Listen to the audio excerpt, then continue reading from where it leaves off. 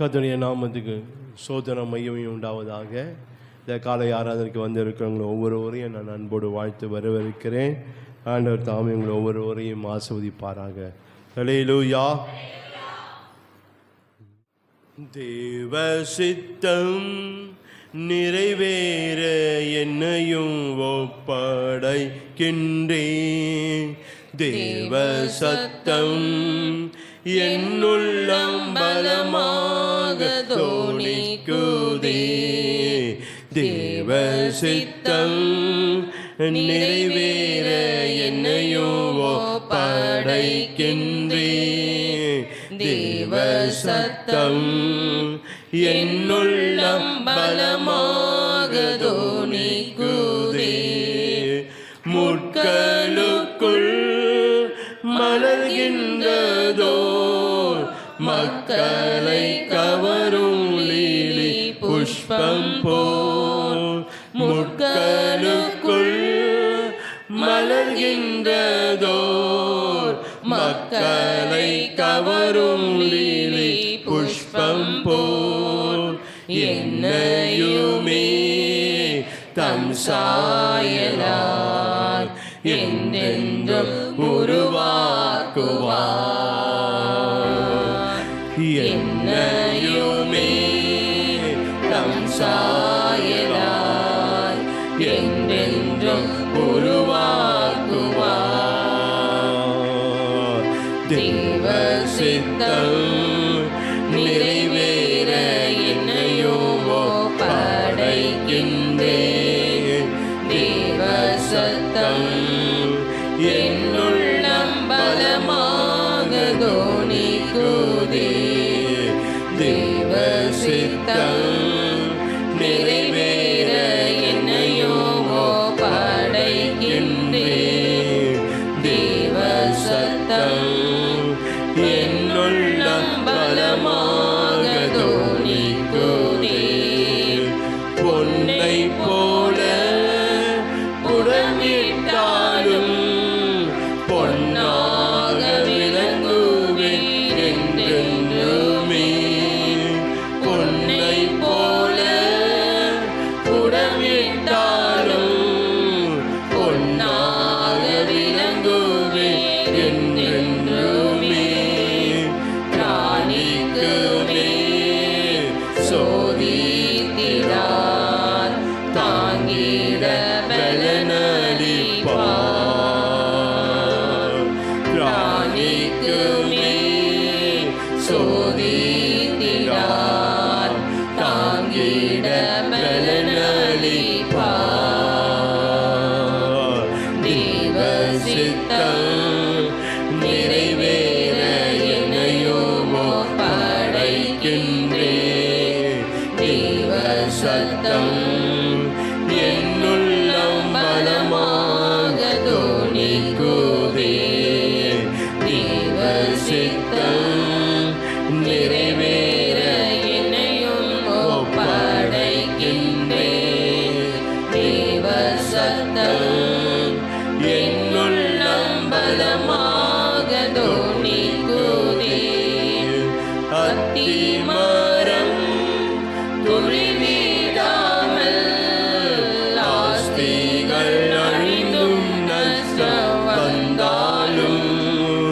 அத்திமரம் துளிவிடாமல் ஆஸ்திகள் அழிந்து நஷ்டம் வந்தாலும். கர்த்தருக்குள் சந்தோஷமாய் நித்தமும் மகிழ்ந்திடுவேன்.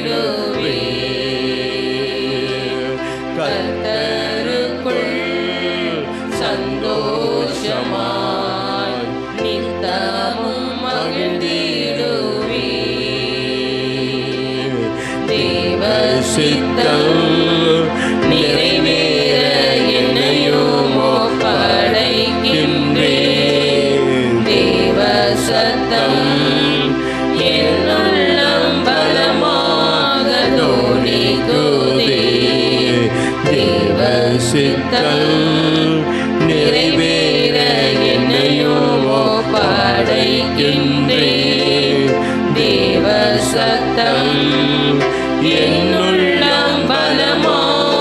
துணிக்குதே. நீதிமானை அனுதினமும் சோதிக்க பல்வேறு துன்பம் வந்தும் நீதிமானை அனுதினமும் சோதிக்க பல்வேறு துன்பம் வந்தும் கர்த்தர் அன்பை விட்டு நீங்கா சுத்தனாய் நிலைத்திருப்பே. கர்த்தர் அன்பை விட்டு நீங்கா சுத்தனாய் நிலைத்திருப்பே. தேவ சித்தம் நிறைவேற என்னையோமோ படைக்கின்றேன். தேவ சத்தம் என்னுள்ளம் பலமாக துணிக்குதே. தேவ சித்தம் நிறைவேற என்னையோமோ படைக்கின்றேன். தேவ சத்தம் என்னுள்ளம் பலமாக துணிக்குதே. முன்னறிந்து அழைத்தவரே முன்னின்று நலமுடன் நடத்துவார்.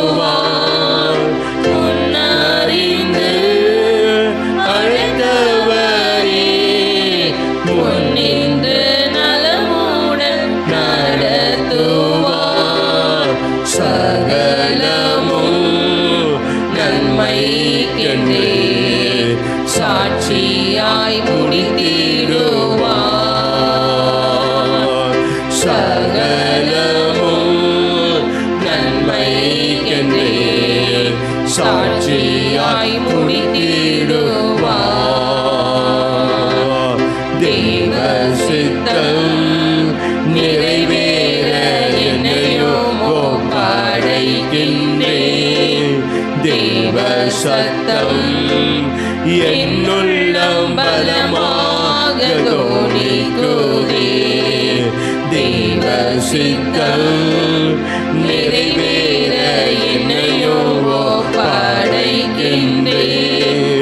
தேவ சத்தம் என்னுள்ளம் பலமாக துணிக்குதே.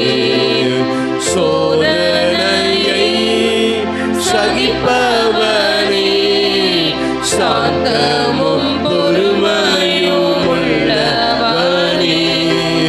சோதனையை சகிப்பவனே சாந்தமும் பொறுமையும் உள்ளவனே. ஜீவகிரீடம் பெற்றிடுவான். ஜோதியாய் பிரகாசிப்பான். ஜீவகிரீடம் பெற்றிடுவான். ஜோதியாய் பிரகாசிப்பான். தேவ சித்தம் நிறைவேற என்னையோமோ படைக்கின்றேன். தேவ சத்தம் என்னுள்ளம் பலமாக துணிக்குதே. தேவ சித்தம் நிறைவேற என்னையோமோ படைக்கின்றேன். தேவ சத்தம் என்னுள்ளம் பலமாக துணிக்குதே. ஹல்லேலூயா, ஹல்லேலூயா. சரி, இந்த நாளிலும் கூட நம்ம வேதத்தை நாம் பார்க்கும்படியா மத்தேயு 5ஆம் அதிகாரம் 8ஆம் வசனம். மத்தேயு 5ஆம் அதிகாரம் 8ஆம் வசனம். இருதயத்தில் சுத்தம் உள்ளவர்கள் பாக்கியவான்கள், அவர்கள் தேவனை தரிசிப்பார்கள். ஸ்தோத்திரம் ஆண்டவரே, நன்றியோடு கூட நாங்கள் ஸ்தோத்தரிக்கிறோம், உம்மை துதிக்கிறோம். இம்மட்டமாய் கர்த்தர் எங்களோடு கூட இருந்து எங்கள் நடத்தி வருகிற இந்த கிருபைகளுக்காக உமக்கு ஸ்தோத்திரம் ஆண்டவரே. இப்போது நாங்கள் அந்த வேதத்தை தியானிக்கும்படியாய் ஆண்டவரே தேவரீர் கொடுத்த அந்த வசனத்துக்காக உமக்கு ஸ்தோத்திரம். கர்த்தரை ஆசீர்வதித்து இதிலிருந்து நீர் எங்களோடு என்ன பேச வேணுமோ கர்த்தர் எங்களோடு திட்டம் தெளியுமா எங்களோடு நீங்கள் பேசும்படியாக நாங்கள் செபிக்கிறோம். ஆண்டவரே, நீர் எங்களை அப்பா பேச எங்களை நீங்கள் ஆசீர்வதிப்பீராக. இந்த நாளிலும் ஆனால் எங்களுக்குள்ளே ஆண்டவர் விதைக்கப்படுகிற இந்த விதையாகிய உம்முடைய வசனமாகிய வார்த்தையானது எங்களிலே, எங்கள் வாழ்க்கையில், எங்கள் குடும்பங்களிலே, எங்களுக்குள்ளான எல்லா காரியங்களிலும் 30, 60, 100 பலன் கொடுக்கத்தக்கதாய் தேவரீர் நீங்கள் நாமே ஆசீர்வதிக்கும்படியாக ஜெபிக்கிறோம். அந்த பலன் கொடுக்கக்கூடாதபடி போராடுகிற வல்லமைகள்லாம் இயேசுவின் நாமத்தினாலே அப்பா நாங்கள் அண்ணரை உடைக்கிறோம். கர்த்தர் பெரிய காரியங்கள் தேவன் செய்யும்படியாக ஜெபிக்கிறோம். அதை பார்க்குற கேட்குற அண்ணன் ஒவ்வொருவரோடு கூட தேவன் ஆண்டவரே நீ பேசுவீராக, நீங்கள் ஆசீர்வதிப்பீராக. இயேசுவின் நாமத்தில் ஜெபிக்கிறோம் பிதாவே, ஆமென். ஹல்லேலூயா. மறுபடியும் நான் வாசிக்கிறேன். மத்தேயு 5ஆம் அதிகாரம் 8ஆம் வசனம்.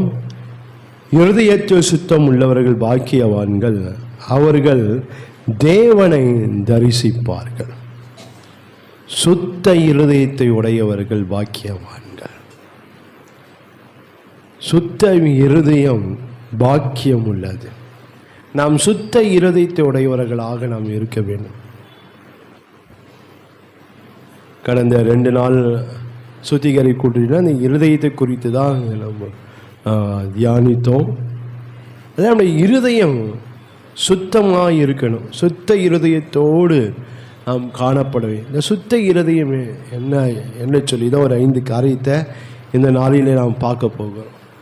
நாம் ஒவ்வொருவரும் நாம் சுத்த இருதயம் உடையவர்களாக நம்ம காணப்பட வேண்டும். சுத்த இருதய உடையவராக இருந்தால் தான் நாம் தேவனை தரிசிக்க முடியும், அல்லது நாம் நித்தியத்தை நம்மால் சுதந்திரிக்க முடியும். இந்த இருதயம் சுத்தம் இல்லை என்றால் நம்ம நித்தியத்தை நம்மளால் சுதந்திரிக்க முடியாது. ஏனென்றால் அந்த இருதயம் எப்படிப்பட்ட இருதயமாக இருக்குன்னு சொல்லி ஒரு சில வசனங்களை நாம் பார்க்க போகிறோம். அதனால் நம்ம அந்த அப்படிப்பட்ட இருதயம்லாம் நம்முடைய வாழ்க்கை இல்லாதபடிக்கு நம்முடைய வாழ்க்கையை தேவன் எதிர்பார்க்கிற ஒரு சுத்த இருதயத்தோடு நம்ம வாழ்க்கையில் காணப்பட வேண்டும். அந்த சுத்திகரி கூட்டத்தில் சொல்லும்போது இருதயம் என்று சொல்லும்போது 2 விதங்களில் இருக்குது. ஒன்று எழுத்தின்படியான இருதயம், 2வது ஆவிக்குரிய இருதயம். இந்த எழுத்தின்படி இருதயமான ஒரு மனுஷனுக்கு எவ்வளோ தேவையோ, இந்த இருதயம் இயங்கினாதான் இந்த மனுஷனை என்ன செய்ய முடியும், இயங்க முடியும். இந்த இருதயம் நின்றுச்சுன்னா மனுஷன வாழ்க்கை அவ்வளோதான். அதே போல தான் இந்த ஆவிக்குரிய வாழ்க்கையிலும் ஆவிக்குரிய மனுஷனும் இந்த இருதயம் சுத்த இருதயமாக இருக்கும். அப்போ தான் அந்த ஆவிக்குரிய மனுஷனும் என்ன செய்ய முடியும், செயல்பட முடியும். இந்த ஆவிக்குரிய மனுஷன் நல்ல ஆரோக்கியமாக இருக்க முடியும். இந்த இருதயம் சரியில்லைன்னா அந்த ஆவிக்குரிய வாழ்க்கை அல்லது கிறிஸ்துவ வாழ்க்கை நமக்கு சரி இருக்காது. அதனால தான் ஆண்டவர் சொல்ல சுத்த இருதயம் நமக்கு தேவை என்று சொல்லி ஒரு சில வசனங்கள் பார்க்கும்போது நீங்கள் 51ஆம் சங்கீதம் 10ஆம் வசனத்தில் பார்க்கும்போது அந்த சங்கீதக்காரன் சொல்லும்போது அவன் சொல்லுகிறாரு, 51ஆம் சங்கீதம் 10ஆம் வசனம் பார்க்கும், தேவனே சுத்த இருதயத்தை எண்ணிலே சிருஷ்டியும் நிலைவரமான ஆவியை என் உள்ளத்திலே புதுப்பியும். பார்க்கிறோம், சுத்த இருதயத்தை என்னிலே சிருஷ்டியும். என் இருதயம், ஆவிக்குரிய இருதயம் சுத்தம் உள்ளதாக இருக்க வேண்டும், சுத்தமாக இருக்க வேண்டும். தேவன் விரும்புகிற, தேவன் எதிர்பார்க்கிற சுத்தம் இருதயம் உடையவர்களாக நாம் இருக்க வேண்டுங்க. பார்க்கிறோம், அவன் சொல்ற சுத்த இருதயத்தை. அப்பனா அவனுக்கு இருதயம் இல்லையா? இருதயம் எழுத்தின்படி இருதயம். ஆனால் அவன் எதை குறிப்பிடா? ஆவிக்குரிய இருதயத்தை சொல்கிறாரு. சுத்த இருதயத்தை என்னிலே சிருஷ்டியும் என்று சொல்லி. ஹல்லேலூயா. அதனால நம்முடைய விசுவாசிகளாக நாம் ஆண்டவரை நாம் பின்பற்றுகிற நாம் சுத்த இருதய உடையவர்களாக நம்முடைய வாழ்க்கை காணப்பட வேண்டும். 73ஆம் சங்கீதம் 1ஆம் வசனத்தில் பார்க்கிறோம், சுத்த இருதயம் உள்ளவர்களாகிய இஸ்ரவேலுக்கு தேவன் நல்லவராகவே இருக்கிறார். யாருக்காண்ட நல்லவராக இருக்கிறாரா? சுத்த இருதயம் உடையவர்களுக்கு. ஏதன் சொல்ல நம்ம ஆண்டவர் நல்லவர் என்று சொல்லி. நான் யாருக்கு? சுத்த சுத்தம் இருதயம் உடையவர்களுக்கு ஆண்டவர் நல்லவராக இருக்கிறார் என்று சொல்லி இந்த வேத வசனங்களிலே நம்மளால் பார்க்க முடியும். 2 தீமோத்தேயு 2ஆம் அதிகாரம் 22ஆம் வசனம். 2 தீமோத்தேயு 2ஆம் அதிகாரம் 22ஆம் வசனம். அன்றியும் பாலியத்துக்குரிய இச்சைகளுக்கு நீ விலகி ஓடி சுத்த இருதயத்தோடு கர்த்தரை தொழுது கொள்கிறவுடனே நீதியும் விசுவாசத்தை அன்பையும் சமாதானத்தை அடையும்படி நாடுங்க. நாம் பார்க்கிறோம், சுத்த இருதயத்தோடு கர்த்தரை தொழுது கொள்கிறவுடனே. நமக்கு சுத்த இருதயம் நமக்கு தேவை. சுத்த இருதயம் நமக்கு தேவை. அந்த சுத்த இருதயம் உடையவர்களாக நம்முடைய வாழ்க்கையில் காணப்பட வேண்டும். 1 பேதுரு 1ஆம் அதிகாரம் 1 பேதுரு 1ஆம் அதிகாரம்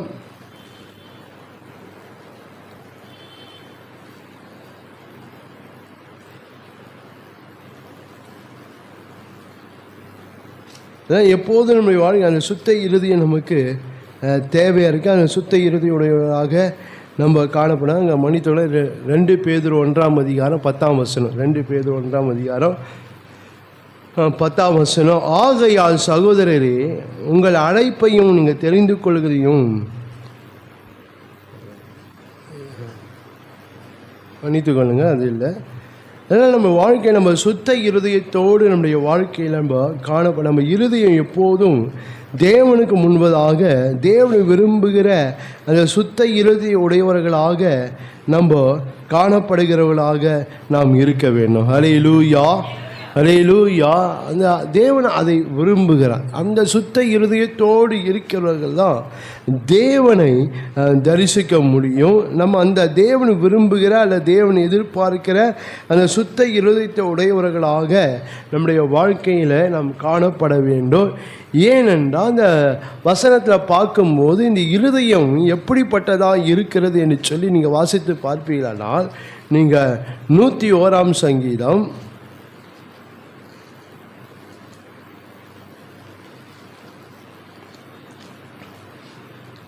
101ஆம் சங்கீதம் 4ஆம் வசனம் பார்க்கிறோம். மாறுபாடான இருதயம் என்னை விட்டு அகல வேண்டும். இந்த இருதயம் எப்படிப்பட்டதாக இருக்கான்? மாறுபாடான இருதயமாக இருக்கான். அதுதான் ஆண்டவர் சொல்கிறாரு, நமக்கு சுத்த இருதயத்தை. இந்த இருதயம் எப்படி இருக்கு? மாறுபாடாக இருக்கு. மாறுபாடான ஒரு காரியங்கள் நம்முடைய வாழ்க்கை, ஒரு விசுவாசியாய் நாம் அல்லது அபிஷேகம் பண்ணப்பட்ட நாம் செய்யக்கூடாத காரியங்களை செய்து கொண்டு இருக்கிறோம். மாறுபாடான ஒரு இருதயத்தை உடையவர்களாக நாம் நம்ம இருக்கிறோம். தேவனை தேட வேண்டிய நேரத்தை தேடுகிறது இல்லை. தேவனுக்கு கொடுக்க வேண்டிய இடத்தை ஆண்டவர் கொடுக்கறது இல்லை. இப்படி நம்முடைய வாழ்க்கையில் நம்முடைய காரியங்கள் எல்லாம் மாறுபாடாக இருக்குது. ஒரு விசுவாசி வாழ்க்கையில் எந்த காரியங்கள் எப்படி ஒழுங்காக இருக்க வேண்டுமோ அதெல்லாம் ஒழுங்கற்று மாறுபாடாக காணப்படுகிறது. இந்த இருதயம் எப்படி இருக்குன்னா இது மாறுபாடாய் காணப்படுகிறது. எரேமியா 17ஆம் அதிகாரத்தில் பார்க்குறோம். இந்த சுத்திகரிக்க நாட்களில் இந்த வசனத்தை பார்த்தோம். 17ஆம் அதிகாரம் எரேமியா 17ஆம் 5ஆம் வசனத்தை பாருங்களேன். மனுஷன் மேல் நம்பிக்கை வைத்து மாம்சமாக தன் புயமலை கொண்டு கர்த்தரை விட்டு விலகிற இருதயம் உள்ள மனுஷன் சபிக்கப்பட்டவன் என்று கர்த்தர் சொல்லுங்க. இங்கே பாருங்க, கர்த்தரை விட்டு விலகுகிற இருதயம், கர்த்தரை விட்டு விலகிற இருதயம் விலக அவங்க சபிக்கப்பட்டவர்கள் என்று வேதன் ஆண்டவர் சொல்கிறார். இந்த இருதயம் என்ன செய்தான்? கர்த்தரை விட்டு விலகுதான். பாருங்களேன், அதான் ஆண்டவர் சொன்னார், நமக்கு சுத்த இருதயத்தை, சுத்த இருதயம் உடையவள் தான் தேவனை தரிசிக்க முடியும். என் இருதயம் கர்த்தரோடு இணைஞ்சிருக்கா இல்லை கர்த்தரை விட்டு விலகி கொண்டு இருக்கிறதா என்ன பார்க்கணும். கர்த்தரோட ஐக்கியமாக இருக்கா இல்லை அவரை விட்டு விலகுகிறதா இருக்கா? இன்றைக்கு நம்முடைய இருதயம் கர்த்தரை விட்டு விலகிற மாதிரி தான் நம்ம காரியங்களை நாம் செய்து கொண்டு இருக்கிறோம். ஆண்டவருக்கு விருப்பம் இல்லாத, ஆண்டவருக்கு நம்ம ஒரு விருப்பம் இல்லாத, ஆண்டவருக்கு சித்தம் இல்லாத காரியங்கள் தான் நாம் செய்து கொண்டு இதை செய்ய என்ன வேண்டாம், இந்த இருதயம் கர்த்தரை விட்டு விலகி கொண்டு இருக்கிறது. இப்படிப்பட்ட இருதயம் விசுவாசிகளாகிய நமக்கு ஒரு நாளும் இருக்கவே கூடாது. ஒரு நாளும் இருக்கவே கூடாது. கர்த்தரை விட்டு விலக இருதயம் நமக்கு ஒரு நாளும் இருக்கக்கூடாது. அது சரிப்படுத்தினா அது எதனால அப்படி இருக்கா அதை நம்ம சுத்திகரித்து கொண்டு நாம் இருதயத்தை சுத்தமாய் காத்து கொள்ள வேண்டும். ஹல்லேலூயா, ஹல்லேலூயா. அதே 17ஆம் அதிகாரம் 9ஆம் வசனம் பார்க்கிறோம். எல்லாவற்றையும் பார்க்கிற இருதயமே திருக்குள்ளதும் மகா கேடு உள்ளதமாக இருக்கிறது. இருதயம் எப்படி இருக்குதான்? திருக்கும் கேடு உள்ளதமாக இருக்கு. சில வேலை நம்முடைய வாழ்க்கை அப்படின்னு திருக்கம் கேடு உள்ள அது திருக்கம் கேடு உள்ளதான் காரியம் என்னென்ன ஒரு 10 காரியத்தை ஆண்டு அந்த 2 நாள் தியானிக்கும்படி ஆண்டு செய்தார். அதெல்லாம் அந்த சுத்திகரி கூட்டத்துக்கெல்லாம் வாங்கன்னு சொல்கிறது. இந்த திருக்கம் கேடு உள்ளதான் இருதயம் எப்படிப்பட்ட இருதயம், ஒரு 10 இருதயம் காரியத்தை குறித்து ஆண்டு தியானிக்கும்படி ஆண்டு செய்தார். அதான் இந்த திருக்கம் கேடு உள்ளதமாக இருக்கிற அந்த இருதயம் நமக்கு ஒருபோது நம்ம அது இந்த இருதயம் அது போல் இருக்குமானால் நம்மளால் தேவனுடைய ராஜ்யத்தை நம்மளால் சுதந்திரிக்க முடியாது. இல்லை, அதெல்லாம் நம்முடைய வாழ்க்கையை சுத்திகரித்து நம்ம இருதயம் பரிசுத்தப்பட வேண்டும். எபிரேயர் 3ஆம் அதிகாரம், சீக்கிரம் சொல்லுகிறேன். எபிரேயர் 3ஆம் அதிகாரம் 12ஆம் வசனத்தில் பார்க்கிறோம்.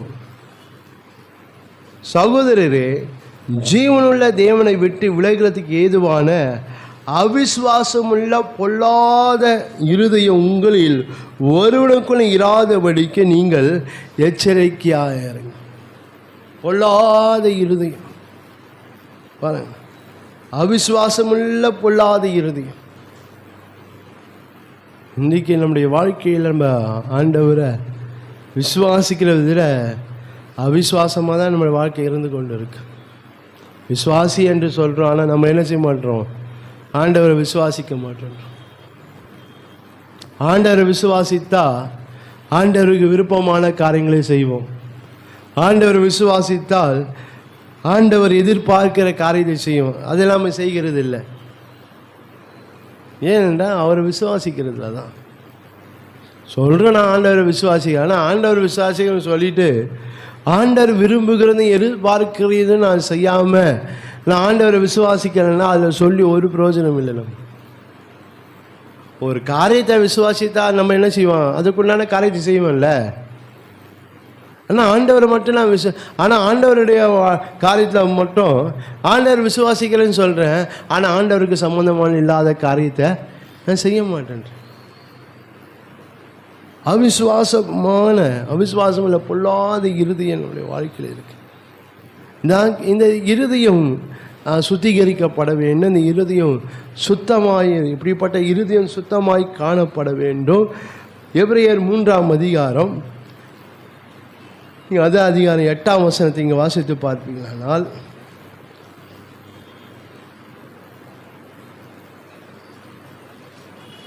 எட்டாம் வசனம் பார்க்கிறோம். வனாந்திரத்தில் கோபம் மூட்டின போது சோதனை நாளிலும் நடந்தது போல உங்கள் இருதயங்களை கடினப்படுத்தாதிருங்கள். கடினப்படுத்துகிற இருதயம் என்னதான் ஆண்டவர் சொன்னாலும், என்னதான் பேசுகிற அந்த இருதயம் கடினமாக தான் இருக்கு. அது செய்யக்கூடாதபடிக்கு, அது செய்யாதபடிக்கு, கீழ்ப்படியாதபடிக்கு, அது செவி கொடுக்காத, அதன்படி நடக்கக்கூடாதபடிக்கு இருதயம் எப்படி இருக்கு? கடினமாக இருக்குது. என்னெல்லாம் சொன்னாலும் நான் செய்வதெல்லாம் நான் செய்கிறதான் செய்வேன், நான் நினைக்கிறதான் செய்வேன். அப்படி தான் நம்ம இருந்து கொண்டு இருக்கிறோம்.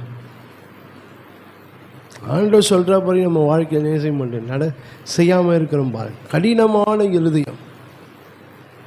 இந்த கடினமான இருதயம் மாற வேண்டும். 10ஆம் வசனத்தில் பார்க்கிறோம். ஆதலால் நான் அந்த சந்ததி ஆலோசித்து அவருக்கு எப்போதும் வழிவி போகிற இருதயம் உள்ள ஜனம் என்றும். வழிவி போகிற ஜனம் பார்க்கிற வழிவி போகிற இருதயம் உள்ள ஜனம். வழிவி போகிற இருதயம் ஒரு நாளும் ஆண்டவர் காரியத்தில் என்ன செய்ய முடியல? நிலையாக இருக்க முடியல.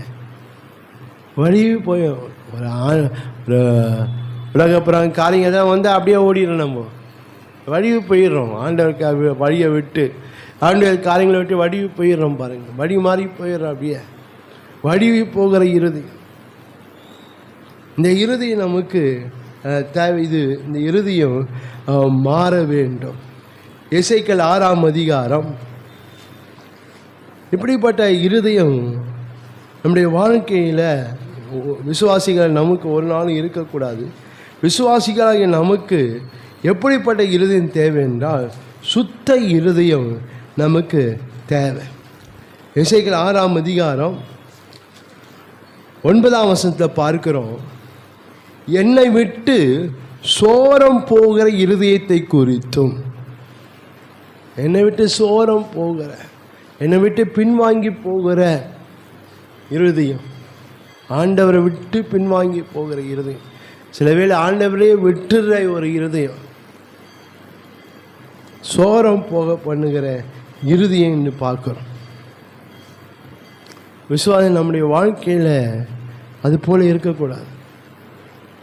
ஆண்டவரை விட்டு அல்ல, ஆண்டவரே தேவையில்லை அப்படின்ட்டு நம்ம விட்டு போகிற இருதயத்தை நம்முடைய வாழ்க்கையில் ஒரு நாளும் இருக்கவே கூடாது. நாம் சுத்த இருதயமுடையவர்களாக நாம் காணப்பட வேண்டும்.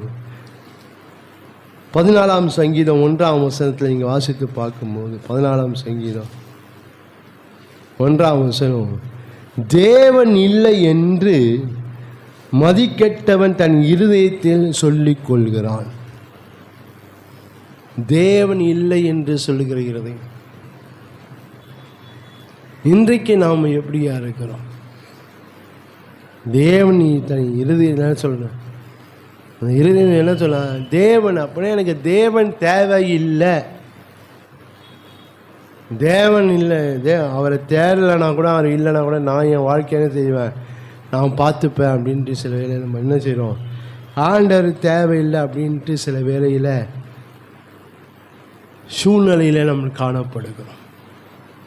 இப்படிப்பட்ட இருதயம் நம்முடைய வாழ்க்கையில் இருக்கிற வரைக்கும் நாம் நித்திய ராஜ்யத்தை நம்மளால் சுதந்திரிக்க முடியும். இப்படிப்பட்ட இருதயம் இருக்கிற வரைக்கும் நம்முடைய ஆவிக்குரிய மனுஷன் ஒரு ஆரோக்கியமான நிலையில் ஒரு நாளும் இருக்கவே முடியாது. நித்தியத்தை சுதந்திரிக்க வேண்டும் என்றால் ஆவிக்குரிய மனுஷன் நல்ல ஆரோக்கியமான நிலையில் இருக்க வேண்டும். ஆரோக்கியமான நிலையில் இருந்தால் தான் நித்திய ராஜ்யத்தை சுதந்திரிக்க முடியும். தவிர ஒரு தேவன் எதிர்பார்ப்பு ஒரு ஆரோக்கியம் இல்லாமல் இருப்போமானால் நம்மால் அந்த நித்திய ராஜ்யத்தை நம்மால் சுதந்திரிக்க முடியாது. இப்படிப்பட்ட இருதயத்தை மாற்றும்படியாய் தான் ஆண்டவர் விரும்புகிறார். அதை தான் விரும்பி ஆண்டவர் என்ன சொல்கிறார் என்றால், நீங்கள் எசேக்கியேல் 11ஆம் அதிகாரத்தை இங்கே வாசித்து பார்க்கும்போது, எசேக்கியேல் 11ஆம் அதிகாரம் 19ஆம் வசனத்தை பார்க்கிறோம், அவர்கள் என் கட்டளையின்படி நடந்து என் நியாயங்களை கை கொண்டு அவைகளின்படி செய்ய நான் அவர்களுக்கு ஏக இருதயத்தை தந்து அவர்கள் உள்ளத்தில் புதிய ஆவியை கொடுத்து கல்லான இருதயத்தை அவர்கள் மாம்சத்தை எடுத்து போட்டு சதையான இருதயம் அவர்களுக்கு அருளுவே. இப்படிப்பட்ட இருதயத்தை கத்தை எடுத்துட்டு சதையான இருதயத்தை, அப்புறம் சுத்த இருதயத்தை அவர் சிருஷ்டிக்க விரும்புகிறார். அதை நமக்கு வாழ்க்கையில் அதை வைக்க விரும்புகிறார். 36ஆம் எசேக்கியேல் 36ஆம் அதிகாரம் 26ஆம் வசனத்துலேயும் நம்ம அந்த வசனங்களை நம்மளால் பார்க்க முடியும். கர்த்தர் நம்முடைய வாழ்க்கை அந்த கல்லான இருதயத்தை எடுத்துட்டு நம்ம சதையான இருதயத்தை கர்த்தர் நமக்கு தருகிற தேவனாக இருக்கிறார் சொல்லி இந்த வேத வசனத்தில் நம்மளால் பார்க்க முடியும். அதனால நம்முடைய வாழ்க்கை என்ன செய்யணுமா, யோவேல் 2ஆம் அதிகாரம் 13ஆம் வசனத்தில் பார்க்கிறோம், நீங்கள் உங்கள் வஸ்திரங்களை அல்ல உங்கள் இருதயங்களை கிழித்து உங்கள் தேவன கர்த்தரிடத்தில் திரும்புங்கள். அவர் இரக்கமும் மனம் உருக்க நீரிய சாந்தம் மிகுந்த கிருபையும் உள்ளவர், அவர் தீங்கிக்கு மனஸ்தாபப்படுகிறவருமாய் இருக்கிறார். ஆனால் கர்த்தரிடத்தில் நான் திரும்பி நம் இருதயம் சுத்தம் உள்ளதாய் நாம் வைத்துக் கொள்ளுகிறவர்களாக இருக்க வேண்டும். ஹல்லேலூயா, ஹல்லேலூயா. ஏன்னா சுத்தம் உள்ளவர்கள், இருதயத்தில் சுத்தம் உள்ள பாக்கியவான்கள் அவர்கள்தான் தேவனை தரிசிக்க முடியும். நான் தேவனை தரிசிக்க வேண்டும் என்றால் இப்படிப்பட்ட இருதயம் எனக்கு இல்லாதபடி சுத்த இருதயத்தோடு நான் காணப்படுவேன். இருதயம் சுத்த இருதயத்தோடு நம்ம இருந்தால் தான் நம்முடைய வாழ்க்கை ஆசீர்வாதமாக இருக்க வேண்டும். இல்லை நம்ம அப்படிப்பட்ட சுத்த இருதயத்தோடு நம்ம இருக்கிறோமா என்று நாம் நம்ம வாழ்க்கையில் நம்மை ஆராய்ந்து நம் இருதயங்களை ஆராய்ந்து அறிகிற தேவனாக இருக்கிறார் என்று வேதம் சொல்லுகிறது. அதனால் நம்ம அந்த இருதயங்களை ஆராய்கிற கர்த்தருக்கு நம்மை அர்ப்பணித்து அவர் என் வாழ்க்கையில் என்னென்ன காரியங்கள் சுத்தம் பண்ண விரும்புகிறாரோ அதெல்லாம் நம்ம சுத்தம் பண்ண வேண்டும். நீங்கள் எரேமியா 17ஆம் அதிகாரத்தை அதே 17ஆம் அதிகாரம் 10ஆம் வசனத்தில் வாசித்து பார்ப்பீர்களானால், எரேமியா 17ஆம் அதிகாரம் 10ஆம் வசனம், கர்த்தராகிய நான் ஒவ்வொருவனுக்கும் அவனவன் வழிகளுக்கும் செய்கையும் பலனுக்கு தக்கதை கொடுக்கும்படி இருதயத்தை ஆராய்கிறவரும் உள்ளந்தீரியங்களை சோதித்து அறிவுகிறவருமா இருக்கிறேன்.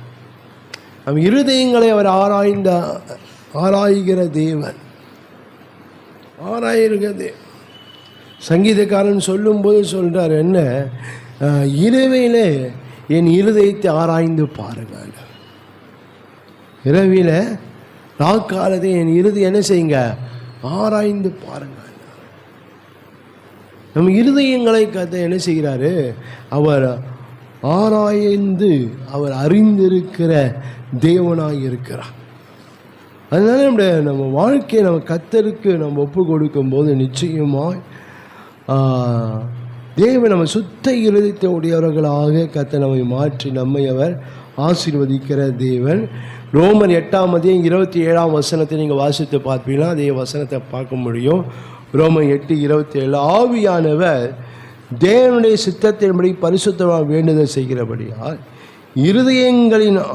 இருதயங்களை ஆராய்ந்து பார்க்கிறவர் ஆவியின் சிந்தை இன்னதென்று அறிவார். நம்ம இருதயத்தில் என்ன பண்ணுறோம், நம்ம இருதயம் எப்படி இருக்கு எல்லாமே ஆண்டவருக்கு தெரியும். அதனால் தேவன் விரும்புகிறோம், தேவன் எதிர்பார்க்கிற இருதயம் சுத்த இருதயத்தோடு நம்முடைய வாழ்க்கை காணப்பட வேண்டும். அந்த சுத்த இருதயம் என்ன என்று சொல்லி தான் இந்த நாளில் பார்க்க போகிறோம். ஒன்று சுத்த இருதயம் என்றால் ஒன்று உத்தமம் உள்ள இருதயம். சுத்த இருதயம் என்றால் ஒன்று உத்தமம் உள்ள இருதயம். ரெண்டாவது சுத்த இருதயம் என்றால் உணர்வுள்ள இருதயம், உணர்வு உள்ள இருதயம். மூன்று சுத்த இருதயம் என்றால் உறுதியுள்ள இருதயம், உறுதியுள்ள இருதயம். நான்கு சுத்த இருதயம் என்றால் உற்சாகம் உள்ள இருதயம், உற்சாகம் உள்ள இருதயம்.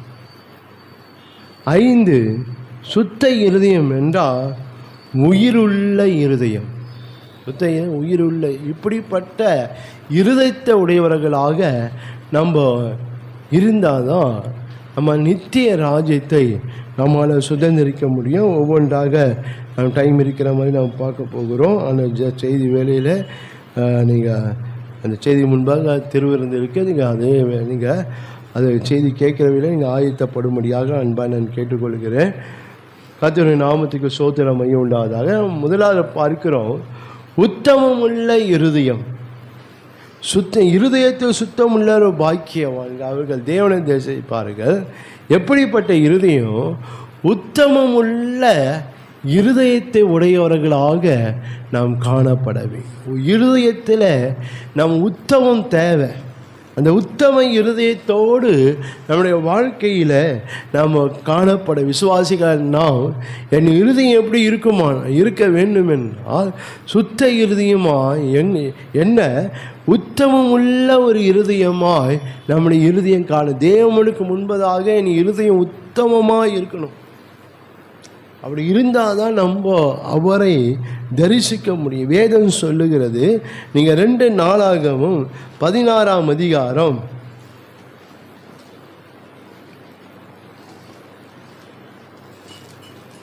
2 நாளாகவும் 16ஆம்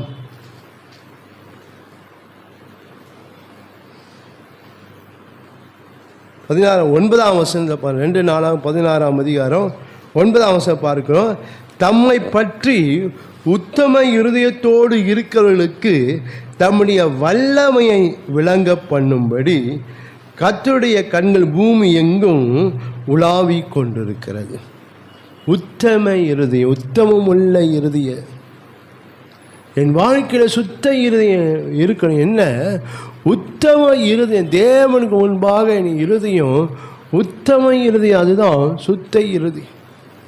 நான் அந்த உத்தம இருதயத்தோடு, அந்த உத்தமம் உள்ள இருதயத்தோடு நான் வாழ்க்கையில் நாம் காணப்படுகிறோமா என்று நம்ம பார்க்க, என் இருதயம் தேவனுக்கு முன்பாக உத்தமமாக இருக்கா என்று நாம் பார்க்க வேண்டும். உத்தமம் என்று சொல்லும்போது என்னவென்றால், நான் தேவனிடத்தில் வலதுபுறம் இடதுபுறம் பின்வாங்காமல் எல்லா சூழ்நிலையிலும் நாம் தேவனோடு ஐக்கியப்பட்டு இருப்பது தான் உத்தம இருதயம். என்ன ஆனாலும் சரி, நான் வலதுபுறம் இடதுபுறம் சாயாம பின்வாங்காம எல்லா சூழ்நிலை கர்த்தரோடு இணைந்து இசைந்து அவரோடு நாம் ஐக்கியப்பட்டு இருப்பது தான் உத்தம இருதயம். அப்படிப்பட்டவர்களாக கர்த்தர் நம்மை இருக்க விரும்புகிறார். அப்படிப்பட்டவர்களாக இருப்பதற்காக தான் ஆண்டவர் நம்முடைய வாழ்க்கையில் அற்புதங்கள் அதிசயங்களை நம்ம கேட்கிற நன்மையெல்லாம் கொடுத்து கொண்டு வருகிறார். எதற்கென்றால் நான் தேவனுக்கு முன்பாக அல்லது தேவனுடைய பார்வையில் நான் உத்தமமுள்ள ஜனங்களாக இருப்பதற்கு. ஹல்லேலூயா, ஹல்லேலூயா. இன்றைக்கு நான் எப்படி இருக்கிறேன்? இன்றைக்கு என் வாழ்க்கை எப்படி இருக்கு? நான் கர்த்தரிடத்தை எப்படி இருக்கிறேன்? கர்த்தரோடு நான் எவ்வளோ ஐக்கியமாக இருக்கிறேன்? கர்த்தரோடு நான் எவ்வளோ நெருங்கி ஜீவிக்கிறேன் என்று நம்முடைய வாழ்க்கையை நான் ஆராய்ந்து இன்றைக்கு நம்முடைய வாழ்க்கையில் நான் இப்படி கொஞ்சம் ஆவிக்குரிய காரியங்களை கொஞ்சம், பூமிக்குரிய காரியங்களை கொஞ்சம், இப்படி அப்படி நான் என்ன செய்து கொண்டு இருக்கிறேன்? வலது பக்கம் இடது சாய்ந்து கொண்டு தான் இருக்கிறேன். எந்த சைடு எனக்கு ஆசீர்வாதம் வந்தால் அந்த சைடு சாஞ்சிடறேன். நான் எந்த சைடு எனக்கு நல்லது வருதோ அது சாஞ்சிடறேன், அவ்வளோதான்.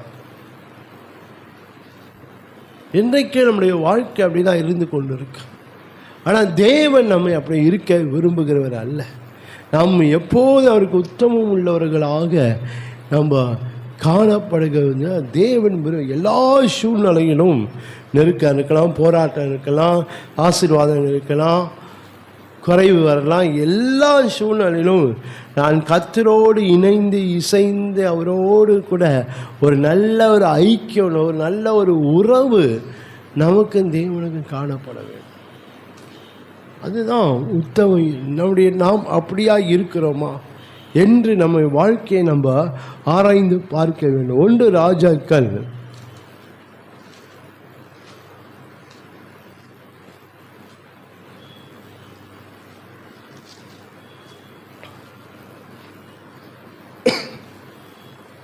1 ராஜாக்கள்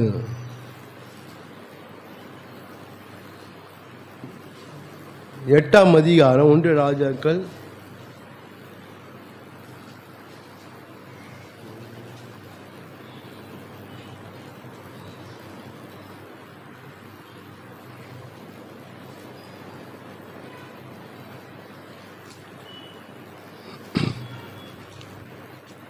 61ஆம் வசனம் பாருங்க. 1 ராஜாக்கள் 8ஆம் அதிகாரம் 61ஆம் வசனம்.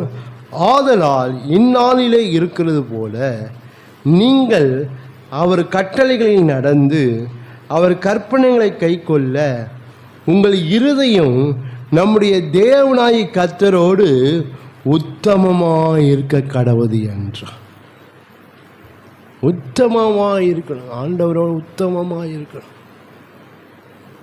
ஆண்டவர் நீங்கள் எப்படி நடத்தினாலும், என் வாழ்க்கை என்ன நடந்தாலும் நான் ஆண்டவரிடத்தில் நான் நிலையாக இருப்பேன், ஆண்டவரோடு நான் ஐக்கியமாக இருப்பேன், அவரோடு இணைந்து இருப்பேன், இசைந்து. அப்படி அந்த உத்தம இருதயம் நமக்கு தேவை.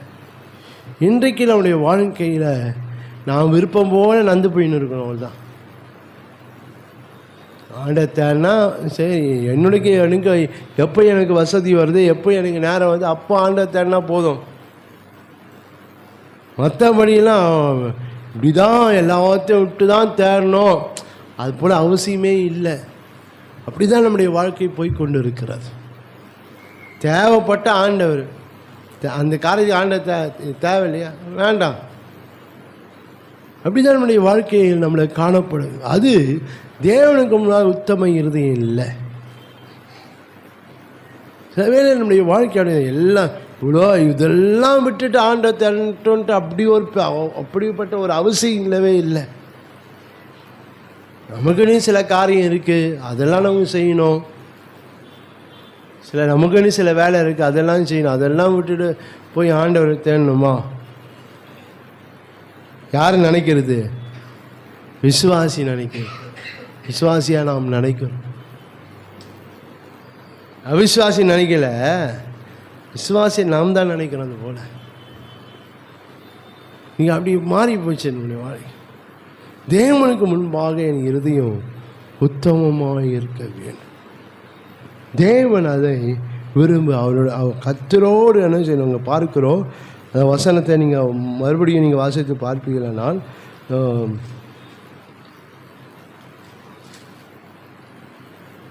இந்நாள் இருக்கிறது போல நீங்கள் அவர் கட்டளைகளில் நடந்து அவர் கற்பனைகளை கை கொள்ள, கற்பனைகளை கை கொள்ள இருதயம் கர்த்தரோடு உத்தமமாக இருக்க வேண்டும் என்று சொல்லி இந்த வேத வசனங்களிலே பார்க்கிறோம். 101 சங்கீதம்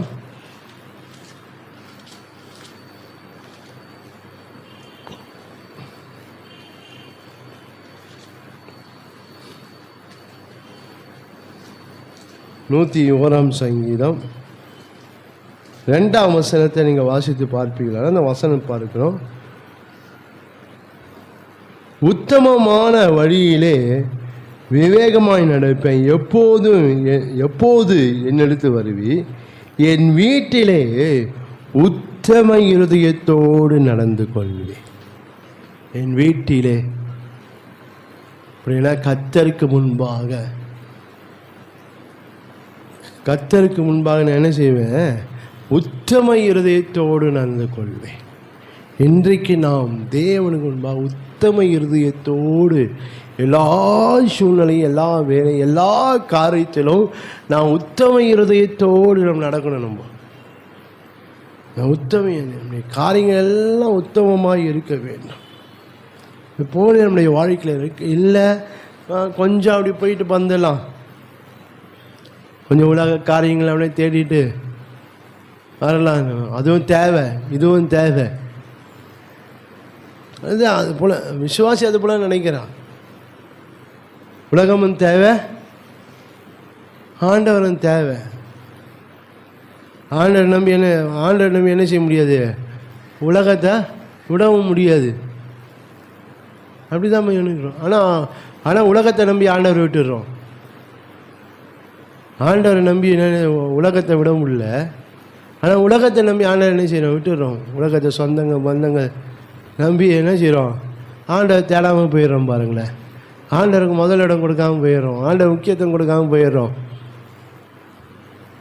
ஆனால் ஆண்டவர் நம்பி அதெல்லாம் நம்மளால் என்ன செய்ய முடியல? விட முடியல. உத்தமமாய் கர்த்தருக்கு முன்பாக எவ்வளோ நன்மைகள் ஆண்டவர் செய்திருக்கிறாரு, எவ்வளோ அற்புதங்களை செய்கிறாரு, அதிசயங்களை செய்திருக்கிறாரு, மேன்மைப்படுத்த உயர்த்தி வச்சிருக்கிறாரு. ஆனால் என் வாழ்க்கை எப்படி இருக்கு? கர்த்தருக்கு முன்பாக உத்தமமாக இல்லை. கர்த்தருக்கு முன்பாக ஒரு ஒரு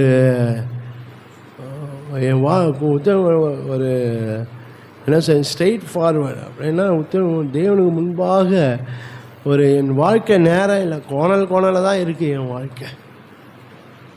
அதே நம்ம யாராய்ந்து பார்த்து என் தேவனுக்கு முன்பாக என் வாழ்க்கை உத்தமமாக இருக்கத்தக்கதாக என்னுடைய வாழ்க்கையை நம்ம காணப்பட வேண்டும். உபாகம் 18ஆம் அதிகாரம்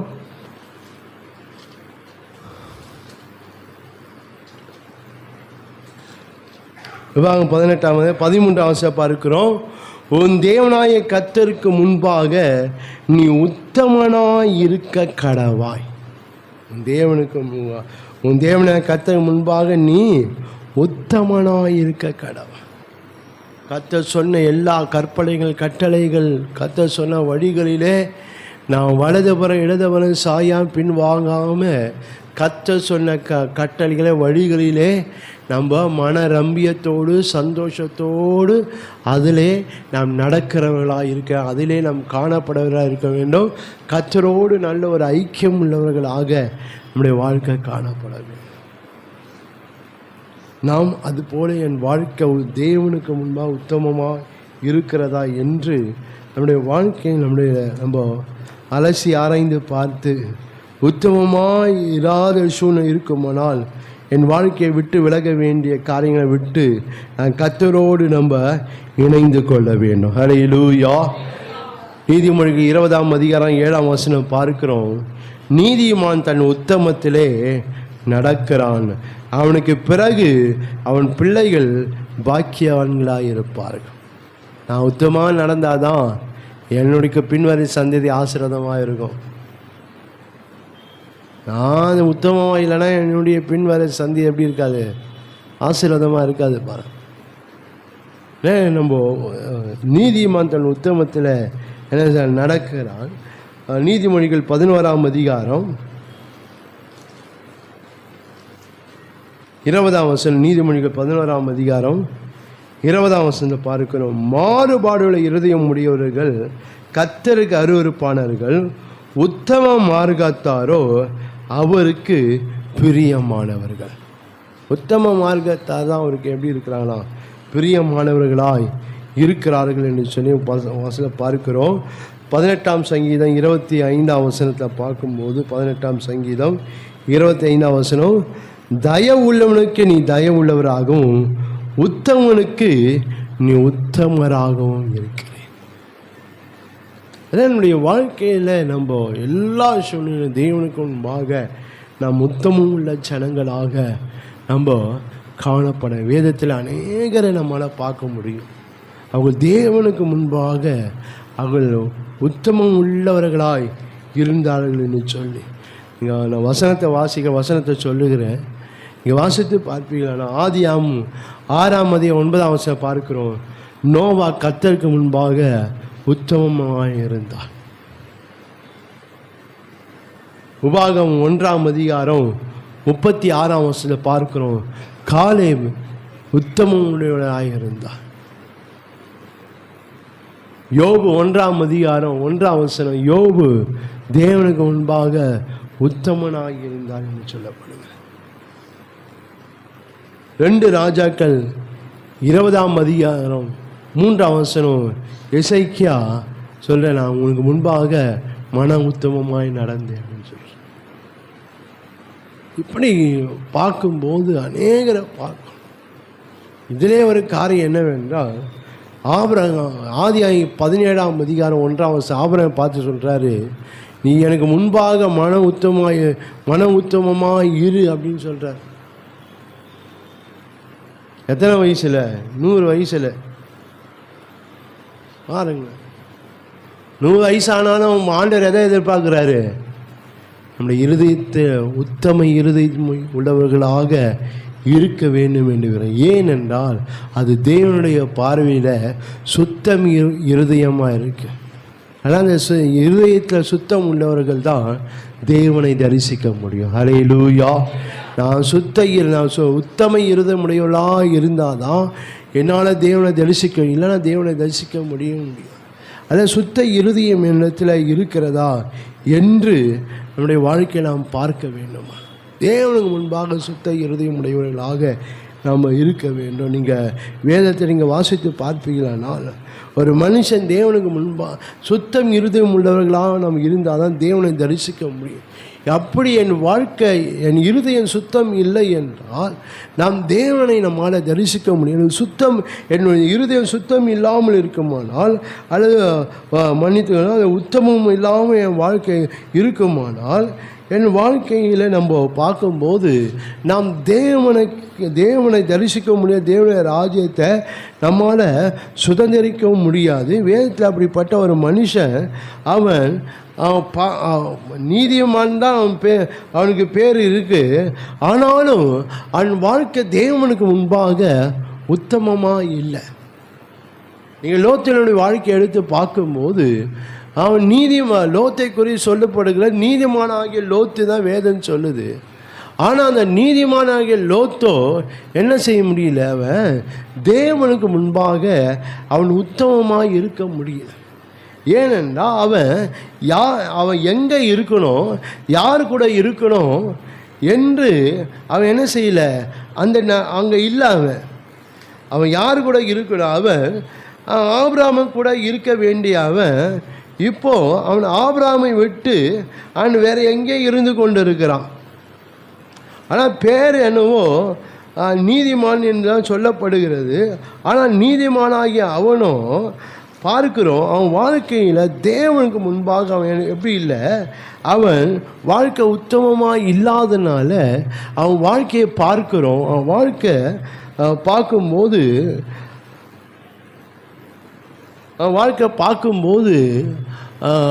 தேவனுக்கு பிரியமில்லாத சந்ததி அவன் வாழ்க்கை மாறிடுச்சு. உத்தமாக இருந்தால் தான் பின்வரை சந்தி ஆசீர்வதிக்கப்படும் வேதம் சொல்லுது. ஆனால் அவனுடைய சந்ததி என்ன இல்லை, அது ஆசீர்வாதம் உள்ளதா அவன் சந்ததி இல்லாமல் போயிடுது. ஏனென்றால் அவன் இருதயம் தேவனுக்கு முன்னாடி உத்தமம். வேதம் சொல்லுகிறது 2 பேதுரு 2ஆம் அதிகாரத்தை நீங்கள் வாசித்து பார்ப்பீங்களானால் 8ஆம் வசனத்தை பார்க்கிறோம். 2 பேதுரு 2:8 நாள்தோறும் அவர்களுடைய அக்கிரம கிரியைகளை கண்டு கேட்டு நீதியுள்ள தன்னுடைய இருதயத்தில் வாதிக்கப்பட்ட நீதிமானாகிய லோத்தை அவர் ரட்சித்திருக்க. பேர் என்னவோ எல்லாம் கரெக்டாக தான் இருக்கு. ஆனால் நீதிமான்னா நீ எங்கே இருக்கணும், அவன் எங்கே இருக்கானா, அவன் சோதோகோமோரில் இருக்கான். கர்த்தர் அருவருக்கிற ஜனங்கள் மத்தியில், கர்த்தர் அருவருக்கிற காரியங்கள் மத்தியில் அவன் இருந்து கொண்டு இருக்கிறான். அவன் அங்கே இருக்க வேண்டியவன் அல்ல. வசனம் பார்க்கிற நாள்தோறும் அவருடைய அக்கிரமிக்கிறீர்களை கண்டு கேட்டு பார்க்குறான், கேட்குறான், எல்லாம் செய்கிறான். ஆனால் அவன் என்ன செய்யலை, அந்த இடத்தை விட்டு அவனால் வர முடியல. இதுக்கு தேவனுக்கு பிரியமில்லாத இடம், இது தேவனுக்கு பிரியமில்லாத ஜனம், எல்லாம் தெரிஞ்சுது. ஆனால் அவனால் என்ன செய்ய முடியல, அந்த சோதங்கோமரை விட்டு அவனால் வெளியே வர முடியல. அவன் அங்கே தான் இருந்து கொண்டு இருக்கிறான்.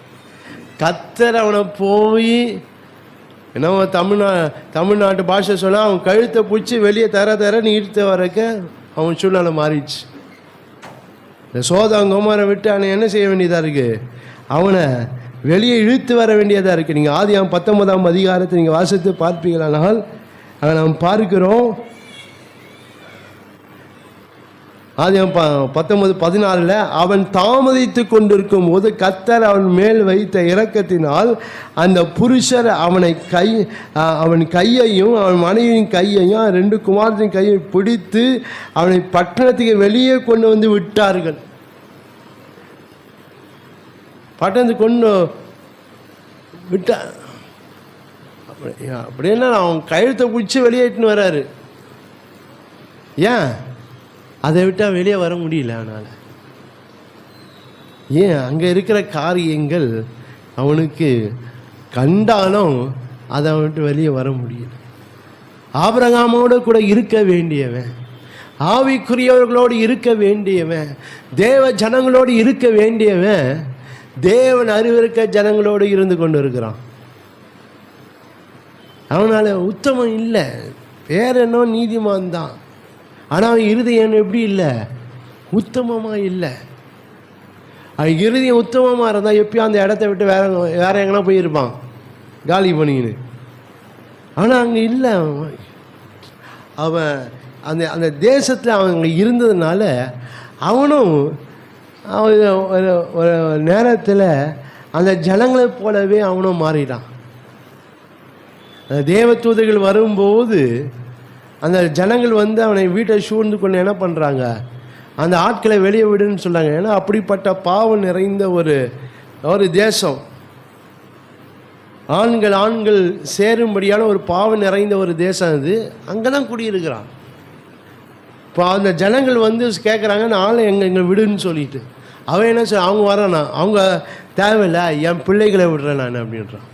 பாருங்க, அந்த குடியிருக்க தேசத்தில் இருந்து அவனை அதே போல் மறைக்கிறான் பாருங்க. இன்னும் சொல்ல போனால் அந்த பிள்ளைகளை என்ன செய்யினாங்க, அந்த கலாச்சாரத்தை கற்றுக்கிட்டே அப்படியே மாறிட்டாங்க. பார்க்கும்போது என்ன, இதெல்லாம் பார்க்கும்போது என்னவென்றால், அவங்க தேவனுக்கு முன்பாக அவன் உத்தமமாக இல்லை, அவன் இருதயம் உத்தமமாக இல்லை. நீதிமானுடைய வாழ்க்கை வேதம் சொல்லுகிறது, நீதிமானுடைய சந்ததியார் கூட தேவன் இருக்கிறாருன்னு சொல்லி. ஆனால் அந்த சந்ததி என்ன ஆகலை, கூட இல்லை, ஆண்டவர் கூட இல்லை. அந்த சந்ததி தேவனுடைய சபைக்குள்ளே வரக்கூடாதுன்னு தேவனே சொல்லிட்டார். தேவனை அருவருக்கிற சந்ததியாக மாறிச்சு. ஏன், அவன் தேவனுக்கு முன்பாக அவன் இருதயம் உத்தமமாக இல்லை. அதே நம்முடைய விசுவாசிகளாக நாம் எப்போது நாம் தேவனுக்கு முன்பாக என் இருதயம் உத்தமமாக இருக்கு, நான் எங்கே இருக்கணும், நான் என்ன செய்யணும், நான் ஒரு விசுவாசி, நான் ஒரு அபிஷேகம் பண்ணப்பட்டவன், நான் எங்கே இருக்கணும், நான் எந்த காரியத்தில் இருக்கேன், என்ன செய்யணும், நாங்கள் எப்படி இருக்கணும், எல்லாம் நான் தெரிஞ்சிருக்கேன். நம்ம அங்கே தான் இருக்கணும். அதை விட்டு நான் வேற எங்கே இருந்தாலும் என் வாழ்க்கை ஆசீர்வாதமாக இருக்காது. என் வாழ்க்கை நம்ம அந்த உத்தம இருதயம் எனக்கு இல்லை என்றால், ஒன்று தேவ பிரியம் நம்முடைய வாழ்க்கையில் இருக்காது, ரெண்டு தேவனுடைய பிரகாசம் நம்முடைய வாழ்க்கையில் இருக்காது. இந்த லோத்தினுடைய வாழ்க்கையில் தேவ பிரியம் இல்லை. அவன் வாழ்க்கையில் அவன் சந்ததி தேவனுக்கு அருவருப்பான சந்ததியாக மாறிடுச்சு. இதுவரை அவன் வாழ்க்கையில் தேவனுடைய பிரகாசம் இருந்தது, அதெல்லாம் போயிடுச்சு. அதெல்லாம் ஏனென்றால் அவன் வாழ்க்கையில் தேவனுக்கு முன்பாக அவன் வாழ்க்கை உத்தமமாக இல்லை. நான் தேவனுக்கு முன்பாக உத்தமமாக இல்லை என்றால் நம்முடைய வாழ்க்கையில் தேவ பிரியம் இருக்காது, தேவ பிரகாசமும் நம்முடைய வாழ்க்கையில் இருக்காது. தேவனுடைய பிரியம் இல்லாமல், தேவனுடைய பிரகாசம் நம்முடைய வாழ்க்கை இல்லாமல் நம்ம நித்திய ராஜ்யத்தை சுதந்திரிக்க முடியாது. கர்த்தர் நம்ம மேல் பிரியமாக இருக்கணும். தேவன் தருகிற பிரகாசம், வெளிச்சம் நம்முடைய வாழ்க்கையில் இருக்கணும். அசலம் உனக்குள்ளே இருக்க வெளிச்சம் இருளாகாதபடிக்கு எச்சரிக்கையாக இரு. கர்த்தர் கொடுத்திருக்கிற ஒரு பிரகாசத்தை நம்ம ஒரு நாளும் இருளாய் போகக்கூடாது. அது உடையவர்களாக நாம் காணப்பட வேண்டும். ஆனால் எப்போதும் நம்ம உத்தம இருதயம் நமக்கு தேவை. ரெண்டாவதாக நாம் பார்க்கும்போது சுத்த இருதயம் அப்படி என்றால் உணர்வுள்ள இருதயம். நமக்கு உணர்வுள்ள ஒரு இருதயம் தேவை. சில வேளையில் ஆண்டவர் என்னதான் பேசினாலும் நமக்கு என்ன ஆக மாட்டேங்குது, உணர்வே வர மாட்டேங்குது. உணர்வு இல்லாமல் தான் நம்முடைய வாழ்க்கை இருந்து கொண்டிருக்கு. என்ன பேசினாலும் சரி, என்ன ஆசீர்வாதம் பண்ணாலும் சரி, எவ்வளோ உச்சத்தில் என்னை கொண்டு வந்து என்னை வந்து அமர வச்சாலும் எனக்கு அந்த உணர்வுலாம் இல்லை. ஏன் ஆண்டவர் அந்த காரியத்தை செய்கிறாரு, எதற்காக செய்கிறாரு, என்னை ஏன் கீழே இருந்து ஆண்டவர் மேலே தூக்கி வச்சிருக்கிறாரு, என் வாழ்க்கையில் என்ன எதிர்பார்க்கிறாரு, என் வாழ்க்கை என்ன விரும்புகிறாரு, அந்த உணர்வு நமக்கு இல்லை. இந்த உணர்வு நமக்கு இல்லை என்றால் நம்ம நித்தியத்தை நம்மால் பார்க்க முடியாது, தேவனை நம்மளால் தரிசிக்க முடியாது. கர்த்தரை என்னை வந்து ஏன் ஆண்டவர் என்னை ரட்சித்தார், ஏன் ஆண்டவன் தெரிந்து கொண்டார், ஏன் ஆண்டவர் இவ்வளோ ஆசீர்வாதத்தை எனக்கு கொடுத்து வச்சிருக்கிறாரு, அந்த உணர்வு இருக்கணும். அந்த உணர்வு இல்லாதபடி தான் ஆண்டவர் எல்லாம் கொடுக்குறதா வாங்கி வச்சுக்கின்னு நம்ம விருப்பம் போல் வாழ்ந்து கொண்டு இருக்கிறோம், நம்ம விருப்பம் போல் நடந்து கொண்டு இருக்கிறோம். சில வேளை ஆண்டவர் நம்மோடு பேசினாலும், சில வேளை நமக்கு ஆலோசனை சொன்னாலும், சில வேளை வசனம் என்னோடு பேசினாலும் அதுக்கெல்லாம் நம்ம செவியை கொடுக்க மாட்டேன்றோம். இல்லை, என்னுடைய காரியங்கள் நம்முடைய வாழ்க்கையில் மாற நம்ம உணர்வுள்ள ஒரு இருதயமாக இருக்க வேண்டும். 1 ராஜாக்கள் 3ஆம் அதிகாரம்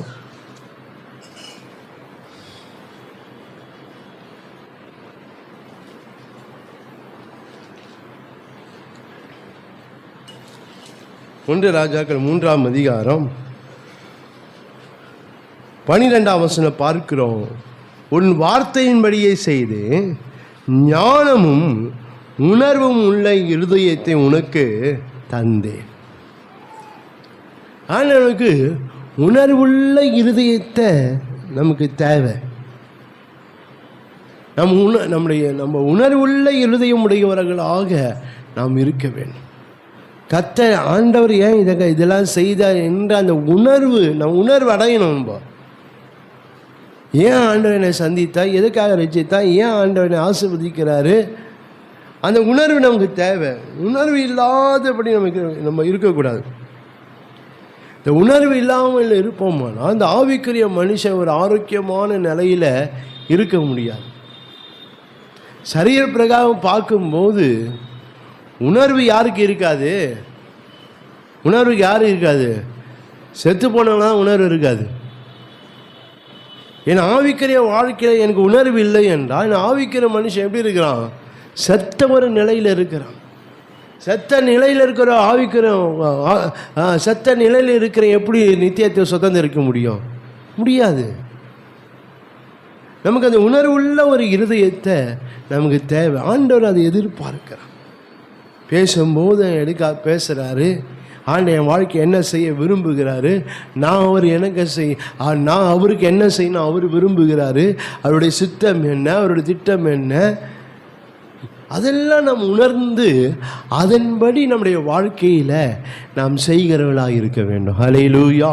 அதன்படி என் வாழ்க்கையை மாற்றிக்கொள்ளும். ஏன் ஆண்டவர் பேசுகிற அதன்படி என் வாழ்க்கை மாறணும். நமக்கு எவ்வளோதான் பேசினாலும் நான் அப்படியே உணர்வற்றவனாக இருப்பேனால் நம்முடைய ஆவிக்குரிய காரியங்கள், நம்முடைய ஆவிக்குரிய மனுஷன் நம்ம ஆரோக்கியமான ஒரு நிலையில் இருக்க முடியாது. ரோமர் 1ஆம் அதிகாரம்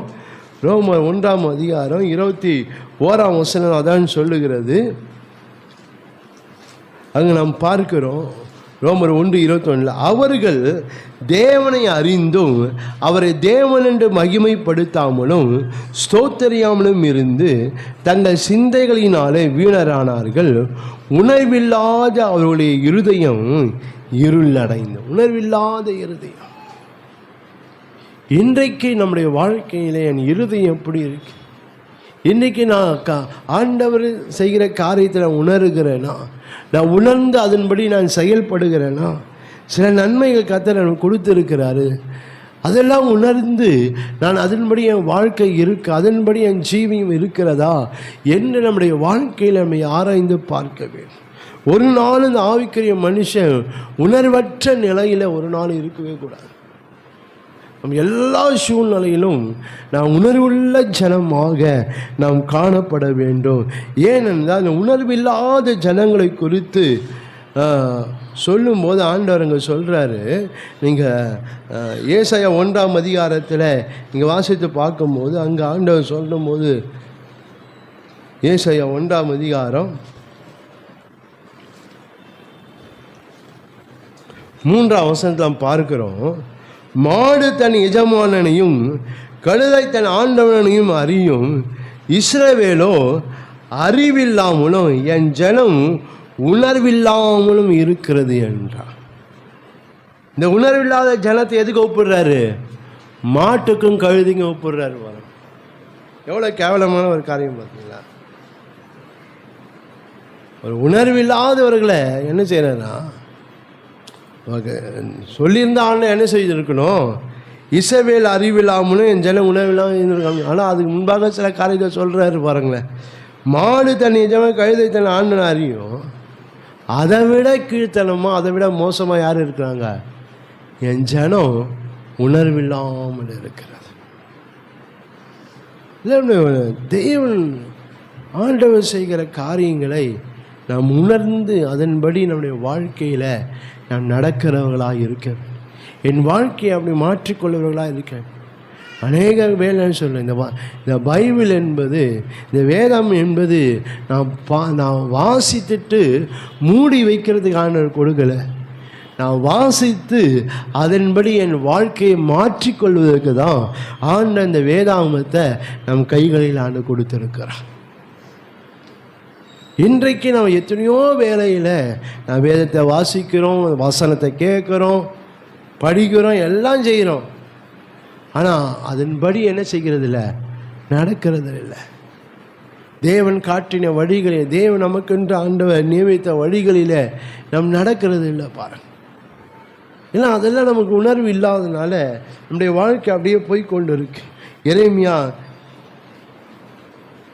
4ஆம் அதிகாரத்தை நீங்கள் வாசித்து பார்ப்பீங்கன்னா அந்த வசனம் எரேமியா 4ஆம் அதிகாரம்.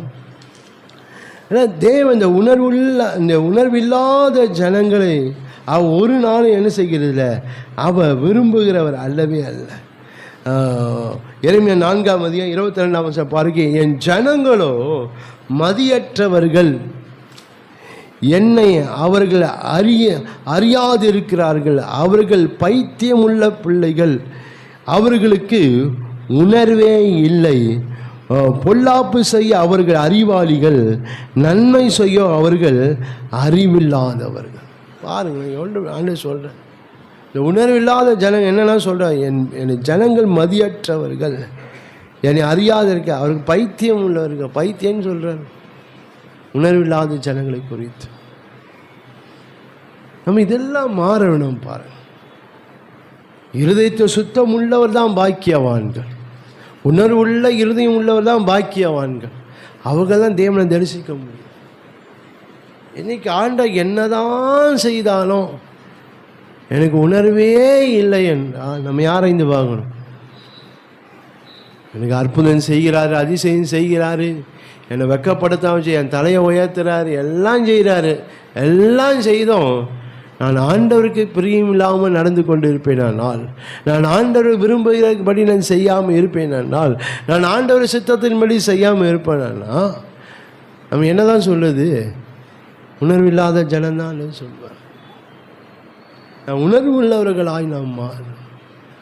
ஆண்டை எதற்காக இந்த காரியம் செய்ய உணர்ந்து அதன்படி நம்முடைய வாழ்க்கையில் நாம் காணப்பட. உபாகம் 29ஆம் அதிகாரம்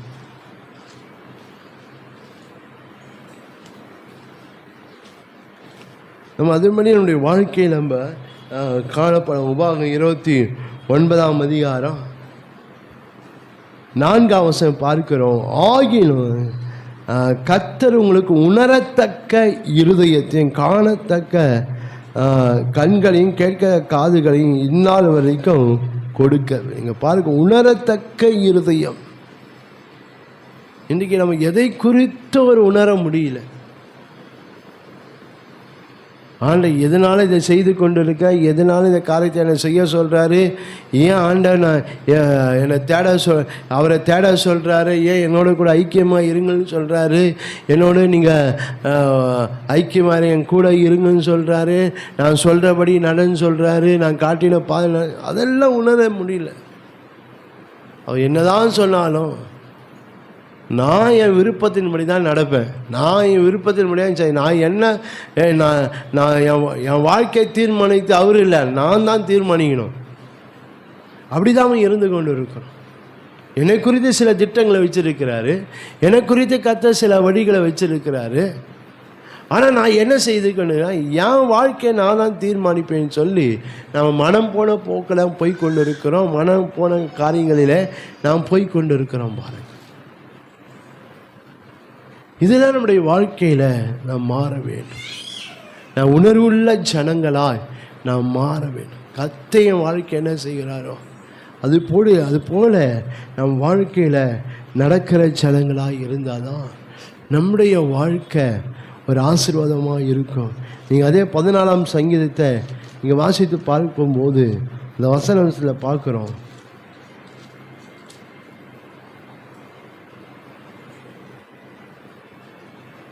சங்கீதம் 2வது பாருங்க.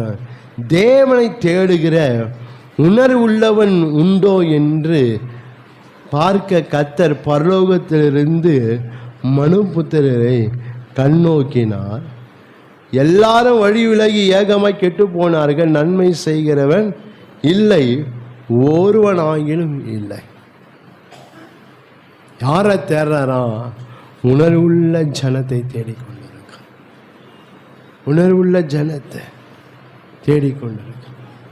இன்றைக்கு நாம் உணர்வுள்ள ஜனங்களாய் மாறி நம்ம அவருக்கு பிரியமாய், அவருக்கு விருப்பம் உள்ளவர்களா, அவர் என்ன செய்ய வேண்டும் அது போல நம்முடைய வாழ்க்கையில் நாம் காணப்படுகிறவர்களாக நாம் இருக்க வேண்டும். இங்கே வேதத்தில் இங்கே வாசித்து பார்க்கும்போது இஸ்ரவேல் ஜனங்கள் ராஜா வேணும் என்று கேட்டபோது ஆண்டவர் அவர்களுக்கு சவுலை ஆண்டவர் ஏற்படுத்துகிறத பார்க்கிறோம்.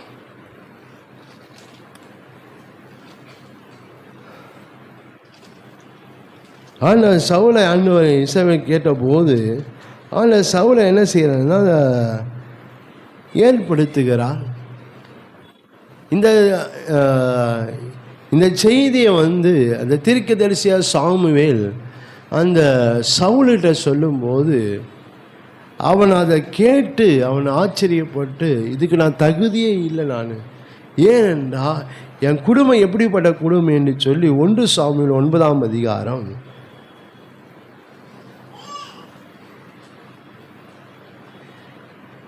21ஆம் வசனத்தில் பார்க்கிறோம். 1 சாமுவேல் 9:21. அப்போது சவுல் பிரதியுத்தரமாக, நான் இஸ்ரவேல் கோத்திரங்களிலே சிறிதான பென்யமீன் கோத்திரத்தான் அல்லவா? பென்யமீன் கோத்திரத்துக்கு குடும்பங்களில் எல்லாம் என் குடும்பம் அற்பமானதல்லவா? நீர் இப்படிப்பட்ட வார்த்தையை என்னிடத்தில் சொல்வானேன் என்றான். உன்னதான் ஆண்டவர் ராஜாவை தெரிந்து கொண்டான் சொன்னபோது அவன் என்ன சொல்றான், இப்போ எல்லா கோத்திரத்தையும் என் கோத்திரம்னா அற்பம், சின்ன அதுவும் என் கோத்திரத்தையும் என் குடும்பம் ஒரு அற்பமான குடும்பம் அப்படின்னு அவனுடைய அற்பமான ஒரு நிலைமையை அவன் சொல்லுகிறான். ஆனால் தேவனுடைய ராஜாவை ஏற்படுத்தினார். ஆனால் அவன் வாழ்க்கை கொஞ்ச நாள் அவன் என்ன ஆச்சுன்னா, அவன் கர்த்தர் எதற்காக என்னை ராஜாவாக ஏற்படுத்தினார் என்ற அந்த உணர்வு அவனுக்கு இல்லாமல் போயிடுச்சு. எந்த நிலையிலிருந்து கர்த்தரை தூக்கி எடுத்தார், எதற்காக ஆண்டவரை செய்தார் என்ற அந்த உணர்வு அவனுக்கு இல்லாமல் போயிடுச்சு. ஏன்னா வசனம் சொல்லுகிறது 1 சாமுவேல் 13ஆம் அதிகாரம் 13ஆம் வசனத்தில், சாமுவேல் சவுலை பார்த்து புத்தியினமாய் செய்து உம்முடைய தேவனாய கர்த்தர் உமக்கு விதித்த கட்டளைகளை கை கொள்ளாமல் போனீர். மற்றபடி கர்த்தர் இஸ்ரவேலின் மேல் உம்முடைய ராஜ்யத்தை என்னென்றைக்கும் சிறப்பட, இப்போதோ உம்முடைய ராஜ்யம் நிலை நிற்காது. கர்த்தர் தம்முடைய இருதயத்துக்கு ஏற்ற ஒரு மனுஷனை தமக்கு தேடி அவனை கர்த்தர் தம்முடைய ஜனங்களுக்கு மேல் தலைவனாக இருக்க கட்டளையிட்டார். பாருங்க, அந்த உணர்வு இல்லை. சில காரியத்தை செய்ய சொல்கிறாரு, அந்த உணர்வு அவனுக்கு இல்லை. சரி, முதல் தான் அது பிள்ளை செய்தான். இன்னொரு சம்பவத்தில் இங்கே வாசித்து பாருங்க. 1 சாமுவேல் 15ஆம் அதிகாரம் ஒரு காரியத்தை செய்ய சொல்லுகிறாரு. ஆனால் அவன் அதன்படி அவன் என்ன செய்யலை, அதன்படி அவன் வாழ்க்கையில் அவன் செய்யாமல் போயிட்டான். 1 சாமுவேல் 15ஆம் அதிகாரத்தை நீங்கள் வாசித்து பார்ப்பீங்களா? 2ஆம் வசனம் பார்க்க, சேனைகளின் கர்த்தர் சொல்லி என்ன வேண்டாம், இஸ்ரவேல் எகிப்திலிருந்து வந்தபோது அமலேக்கு அவனை வழி மறைத்து செய்கையை மனதில் வைத்திருக்க, இப்போது நீ போய் அமலேக்கை மடங்கடித்து அவனுக்கு உண்டான எல்லாவற்றையும் சங்கரித்து அவன் மேல் இரக்கம் வைக்காமல் புருஷனையும் ஸ்திரீகளையும் பிள்ளைகளையும் குழந்தைகளையும் மாடுகளையும் ஒட்டங்களையும் கழுதைகளையும் கொன்று போட கடவா என்று சொன்னான். தெளிவாக ஆண்டவர் சொல்கிறாரு. ஆனால் அவன் என்ன செய்தான், முதல் தரமான ஆடு மாடுகளை எல்லாம் அவன் கூட்டிக்கிட்டு வந்துட்டான். பாருங்க, உணர்வு இல்லை. கர்த்தர் ஏன் இதை சொல்கிறாரு, எதற்காக இதை சொல்கிறாரு, ஏன் இதை செய்ய, அந்த உணர்வு இல்லை அவன் வாழ்க்கையில். அவன் அந்த உணர்வு அவன் வாழ்க்கையில் இல்லாததுனால அவன் வாழ்க்கையில் பார்ப்பீங்கனால் தேவ கிருபை இருக்கார். அந்த உணர்வு என் வாழ்க்கையில் இல்லை என்றால் தேவன் கொடுத்த கிருபை தொடர்ந்து நம்முடைய வாழ்க்கையில் இருக்காது. 2வது, தேவனுடைய கிரியை இருக்காது. 1 தேவனுடைய கிருபை இருக்காது, 2வது தேவனுடைய கிரியை நம்முடைய வாழ்க்கையில் இருக்காது. இங்கே பார்க்கிறோம், அவனுக்கு ஒரு ராஜா என்ற அந்த ஒரு அற்பமான நிலையிலிருந்து அவனை இஸ்ரவேல் அனைத்துக்கும் அவனை ராஜாவா என்ற ஒரு கிருபையை கர்த்தர் அவனுக்கு கொடுத்தார். அந்த கிருபையை அவன் இழந்து போயிட்டான். அந்த கிருபை இழந்து போயிட்டான். இங்கே வசனத்தை நீங்கள் வாசித்து பார்ப்பீங்களானால், இங்கே வீட்டில் போய் நீங்கள் 16ஆம் வசனம் 1 சாமுவேல் 15ஆம் அதிகாரம் 16ஆம் வசனத்துலேருந்து தொடர்ச்சியாக இங்கே வாசித்து பார்க்கும்போது அங்கே அவனுடைய வாழ்க்கையில் பார்க்கிறான். அவன் எல்லாமே அவன் வாழ்க்கையில் அந்த கர்த்தர் வைத்த கிருபையை அவன் இழந்து போகிறத இங்கே நம்மளால் பார்க்கும். ரெண்டாவது, தேவனுடைய கிரியை அவன் இருக்காது. அவனை கொண்டு இஸ்ரவேல் ஜனங்களை ஆள வேண்டும் என்ற அந்த கிரியை இருந்தது. ஆனால் அவன் வாழ்க்கை, அவன் ராஜாவாக தான் இருந்தான். ஆனால் இஸ்ரவேல் ஜனங்களை அவன் என்ன செய்யலை? ஆகலை செய்யலை. வேதம் சொல்லுகிறது 2 சாமுவேல் 5ஆம் அதிகாரத்தில் அந்த ஜனங்கள் சொல்லும் போது சொல்கிறாங்க பாருங்களேன். 2 சாமுவேல் 5ஆம் அதிகாரம், சவுல் மறிச்சிட்ட பிறகு அந்த இஸ்ரவேல் ஜனங்க தாவீதை தேடி வராங்க. தாவீதை தேடி வந்து சொல்கிறாங்க, 2ஆம் வசனம், சவுல் எங்கள் மேல் ராஜாவாய் இருக்கும் போதே இஸ்ரவேலை நடத்தி கொண்டு போனவரும் நடத்தி கொண்டு வந்தவரும் நீரே. அவன் ராஜா தான், ஆனால் இஸ்ரவேல் ஜனங்க யார் நடத்தியதுன்னா நீங்கள் தான் நடத்தினீங்க. ஆனால் இந்த சவுளுடைய வாழ்க்கையில் இருந்த அந்த தேவனுடைய கிரியை இல்லாமல் போயிடுச்சு. ஏனென்றால் உணர்வு இல்லை. கர்த்தர் அந்த அற்பமான நிலையிலேருந்து எதுக்காக என்னை மேலே கொண்டு வந்து வச்சா அந்த உணர்வு இல்லை அவனுக்கு. இன்றைக்கி நம்முடைய வாழ்க்கையில் எத்தனையோ, நம்முடைய வாழ்க்கை எல்லாருடைய வாழ்க்கையிலும் என் ஆரம்பம் பார்க்கும்போது அற்பமாக தான் இருந்தது. ஆனால் கர்த்தர் அதுலேருந்தே தூக்கி பிடிச்சி இப்போ நல்ல ஒரு நிலையில், நல்ல ஒரு பதவியில், நல்ல ஒரு அந்தஸ்தில் கர்த்தர் நம்ம வச்சிருக்கிறாரு. ஆனால் அந்த உணர்வு இல்லை நம்மளுக்கு. ஆனால் சில காரியங்களை செய்ய சொல்கிறாரு, சில காரியங்கள் விடுன்னு சொல்கிறாரு, சில காரியத்தை விட்டு விலகுன்னு சொல்கிறாரு. அதெல்லாம் செய்ய மாட்டேன்றோம். இதெல்லாம் விட்டு வந்துடு, இதெல்லாம் விட்டுன்னு ஆண்டவர் சொல்கிறாரு, இதெல்லாம் நீங்கள் விலகி வரணும், இதெல்லாம் செய்யக்கூடாதுன்னு சொல்கிறோம். ஆனால் நம்மளால் என்ன செய்ய முடியல, இருக்க முடியும். உணர்வு இல்லை நம்ம வாழ்க்கையில். அதாவது உணர்வு இல்லாத இருதயம் நமக்கு ஒரு நாளும் இருக்கவே கூடாது. உணர்வு இல்லாத இருதயம் இருக்குமானால் என்னால் நித்திய ராஜ்யத்தை என்ன செய்ய முடியாது, நம்மளால் சுதந்திரிக்க முடியாது. மூன்றாவதாக நாம் பார்க்கிறோம், இருதயத்தை சுத்தம் உள்ள ஒரு பாக்கியவான். 3, இந்த சுத்த இருதயம் என்றால் உறுதியுள்ள இருதயம். நாம் கர்த்தரிடத்தில் நாம் உறுதியுள்ளவர்களாக இருக்கணும். அப்பப்போ ஓடுறக்கூடாது ஆண்டவர் விட்டு. நம்முடைய வாழ்க்கையில் அப்பப்போ நம்ம என்ன செய்கிறோம், ஆண்டவர்கிட்ட போயிடுறோம். அவன்தான் கொஞ்சம் கஷ்டம் வரக்கூடாது, கொஞ்சம் நெருக்கம் வரக்கூடாது. ஒன்று ஆண்டவர் இது என்ன ஒன்றுமே செய்ய மாட்டுறாரு, ஒரு ஆசீர்வாதம் தர மாட்டுறாரு, அப்படியே ஆண்டவர்கிட்ட ஓடிடுறோம் பாருங்க. தேவனிடத்தில் நாம் உறுதியுள்ள ஜனமாக இருக்க வேண்டும். உறுதியுள்ள ஒரு இருதயம் நமக்கு என்ன ஆனாலும் கர்த்தரை விட்டு நான் போக மாட்டேன், கர்த்தரை பின்பற்றத்தை விட்டு நான் போக மாட்டேன். அந்த உறுதி நமக்கு இருக்கணும். அந்த உறுதி இருந்தால் தான் நித்திய ராஜ்யத்தை நம்மளால் சுதந்திரிக்க முடியும். அந்த உறுதியுள்ள இருதயம்தான் சுத்த இருதயம். நம்ம அந்த உறுதியுள்ள கர்த்தரிடத்தில் நான் உறுதி உள்ளவனை என்ன ஆனாலும் சரி, நான் அவரிடத்தில் நான் உறுதி உள்ளவனாய் நான் இருக்கணும் என்ற அந்த இருதயம் நமக்கு தேவை. 112ஆம் சங்கீதம் நம்ம அப்படிப்பட்ட உள்ளவர்களாக நாம் காணப்பட. 112ஆம் சங்கீதம் 8ஆம் வசனத்தை பார்க்க. 112ஆம் சங்கீதம் 8ஆம் வசனத்தில், அவன் இருதயம் உறுதியாக இருக்கும், அவன் தன் சத்துருக்களின் சரி கெட்டதை காண மட்டும் பயப்படாதிருப்பான். அவன் இருதயம், நீங்கள் 6ஆம் வசனம் வாசித்து பார்ப்பீங்களா, அவன் என்னென்றைக்கும் அசைக்கப்படாது இருப்பான். நீதிமான் நித்திய கீர்த்தி உள்ளவன், துர்ச்செய்தி கேட்கறதான் பயப்படான். அவன் இருதயம் கர்த்தரை நம்பி திடனாக இருக்கும். அவன் இருதயம் உறுதியா, நீதிமானோட இருதயம் உறுதியாக இருக்கும் கர்த்தரிடத்தில். நம்முடைய இருதயம் கர்த்தரிடத்தை உறுதியாக இருக்க வேண்டும். ஏன்னா எனக்கு அவ்வளோ நன்மையை செய்திருக்கிறார், அவ்வளோ அற்புதம் செய்திருக்கிறாரு, எவ்வளோ நன்மைகள் ஆண்டு இது வரைக்கும் செய்திருக்கிறாரு. ஆனால் சில வேளை நான் எதிர்பார்த்த காரியம் நடக்கலைனாக்கா உடனே முறுமுறுத்துறோம். இவ்வளோ நன்மை செய்திருக்கு, அதை பார்க்க மாட்டேறோம். இந்த காரியம் செய்யலைனாக்கா ஒன்றும் முழுத்த அண்ணா அந்த இதெல்லாம் ஆண்டவர் செய்யலை அப்படின்ட்டு.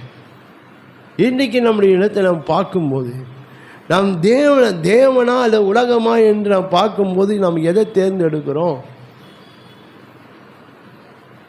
தேவனுடைய காரியமா உலக காரியமா என்று வரும்போது நம்ம எதை தேர்ந்தெடுக்கிறோம்?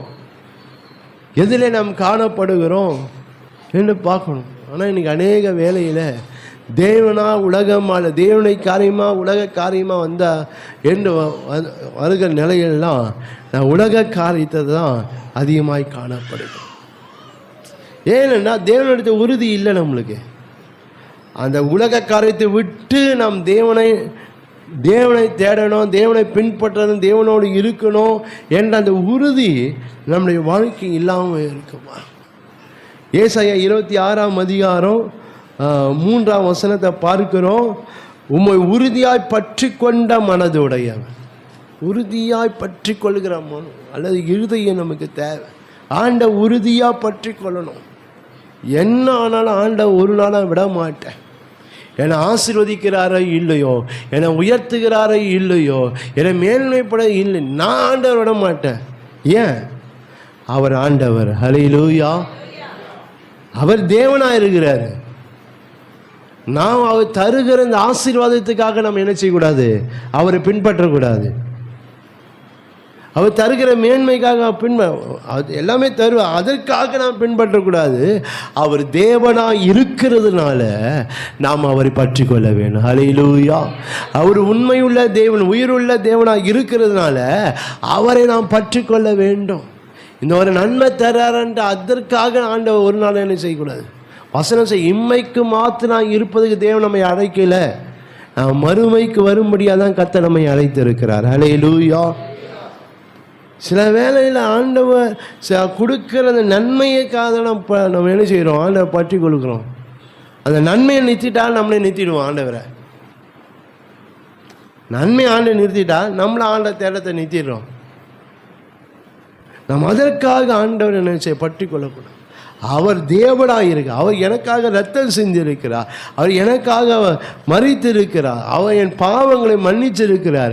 அவர் என்னை ரட்சித்திருக்கிறார். அவனுங்க எனக்காக அவர் பரலோகத்தை எனக்காக ஆயுதம் பண்ணி வச்சிருக்கார். அதற்காகவே நம்ம என்ன செய்யணும்? ஆண்டவரை பற்றி கொள்ள வேண்டும். அப்படிப்பட்ட உறுதியுள்ள இருதயத்தை தான் ஆண்டவர் என்ன செய்கிறாரு? அவர் நமக்கு எதிர்பார்க்க. ரோமர் 12ஆம் அதிகாரம் 12ஆம் வசனத்தை இங்கே வாசித்து பார்க்கும்போது இந்த வசனம் இப்படியாகி சொல்லுகிறது.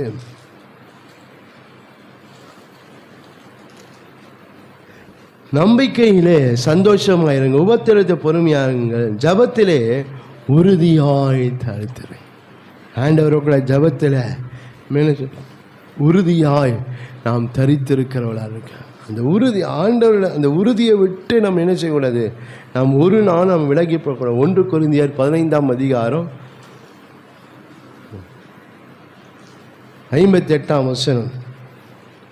ஆக எனக்கு பிரியமான சகோதரரே, கர்த்தருக்குள் நீங்கள் படுகிற பிரயாசம் விரதவாய் இராது என்று அறிந்து நீங்கள் உறுதிப்பட்டவர்களாயும் அசையாதவர்களாயும் கர்த்தருடைய கிரியைகளை எப்போதும் பெறுகிறவர்களாயும் இருப்பீர்களாக.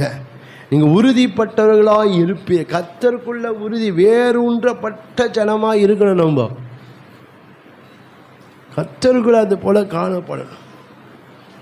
நன்மை இன்னைக்கு வரும், நாளைக்கு போவோம், சந்தோஷம் வரும் போவோம், எல்லாம் மாறி மாறி தான் வரும். மனுஷன் ஆண்டவர் படைக்கும் போதே அவன் வாழ்க்கை அப்படி தான் ஆண்டவர் படைச்சிருக்கிறார். சந்தோஷம் இன்பத்தின் துன்பத்தையும் எல்லாம் கலந்து தான் ஆண்டவர் வச்சிருக்கிறாரு.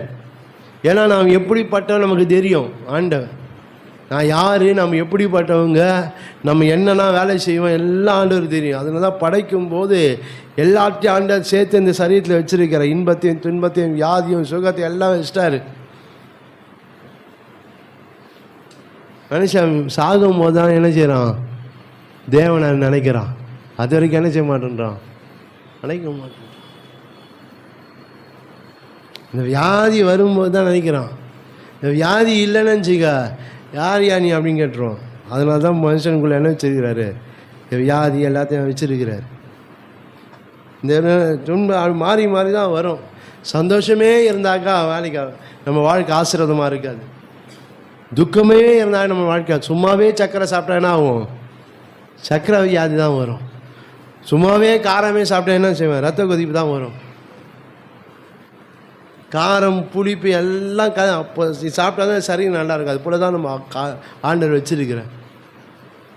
ஆனால் இதெல்லாம் நம்ம வாழ்க்கை நடக்கா, இதெல்லாம் இருக்குதான்ட்டு ஆண்டவர் நம்ம என்ன செய்யக்கூடாது, அவரை விட்டு வரக்கூடாது. நம்ம அவரிடத்தில் என்ன, நம்ம உறுதியாய் நம்ம அவரிடத்தில் நம்ம காணப்பட வேண்டும். கொலைசியர் 2ஆம் அதிகாரம். தேவனுடைய சிந்தைகள் நம்ம இருதயம் அப்படியாக நாம் தேவனிடத்தை உறுதிப்பட்டவர்களாக, உறுதியுள்ள ஒரு இருதயம் உடையவர்களாக நம்முடைய வாழ்க்கை காணப்படும். கொலைசியர் 2ஆம் அதிகாரம்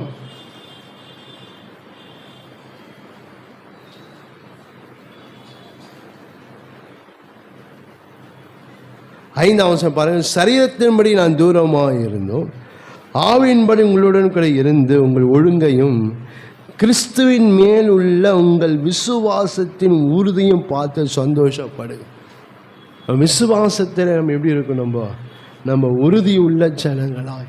நமக்கு விசுவாசம் அசைக்கப்படலாம், ஆனால் நம்ம அந்த விசுவாசத்தில் நம்ம உறுதி உள்ள ஜனங்களாக நம்ம தேவனிடத்தில் நாம் காணப்பட வேண்டும். எபிரேயர் 3ஆம் அதிகாரம்,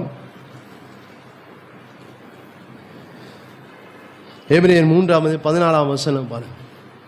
எபிரேயர் 3:14, நாம் ஆரம்பத்தில் கொண்ட நம்பிக்கையை முடிவு பரிந்தும் உறுதியாய் பற்றி கொண்டிருப்போமானால் கிறிஸ்துவனிடத்தை பங்குள்ளவர்களாக இருப்போம். ஆரம்பத்தில் கொண்ட நம்பிக்கை, ரட்சிக்கப்படும் போது என் வாழ்க்கை என்ன நம்பிக்கை இருந்ததோ அது முடிவு பரியந்தும் அதிலே நாம் உறுதி உள்ளவர்களாக இருக்க வேண்டும். ஹல்லேலூயா.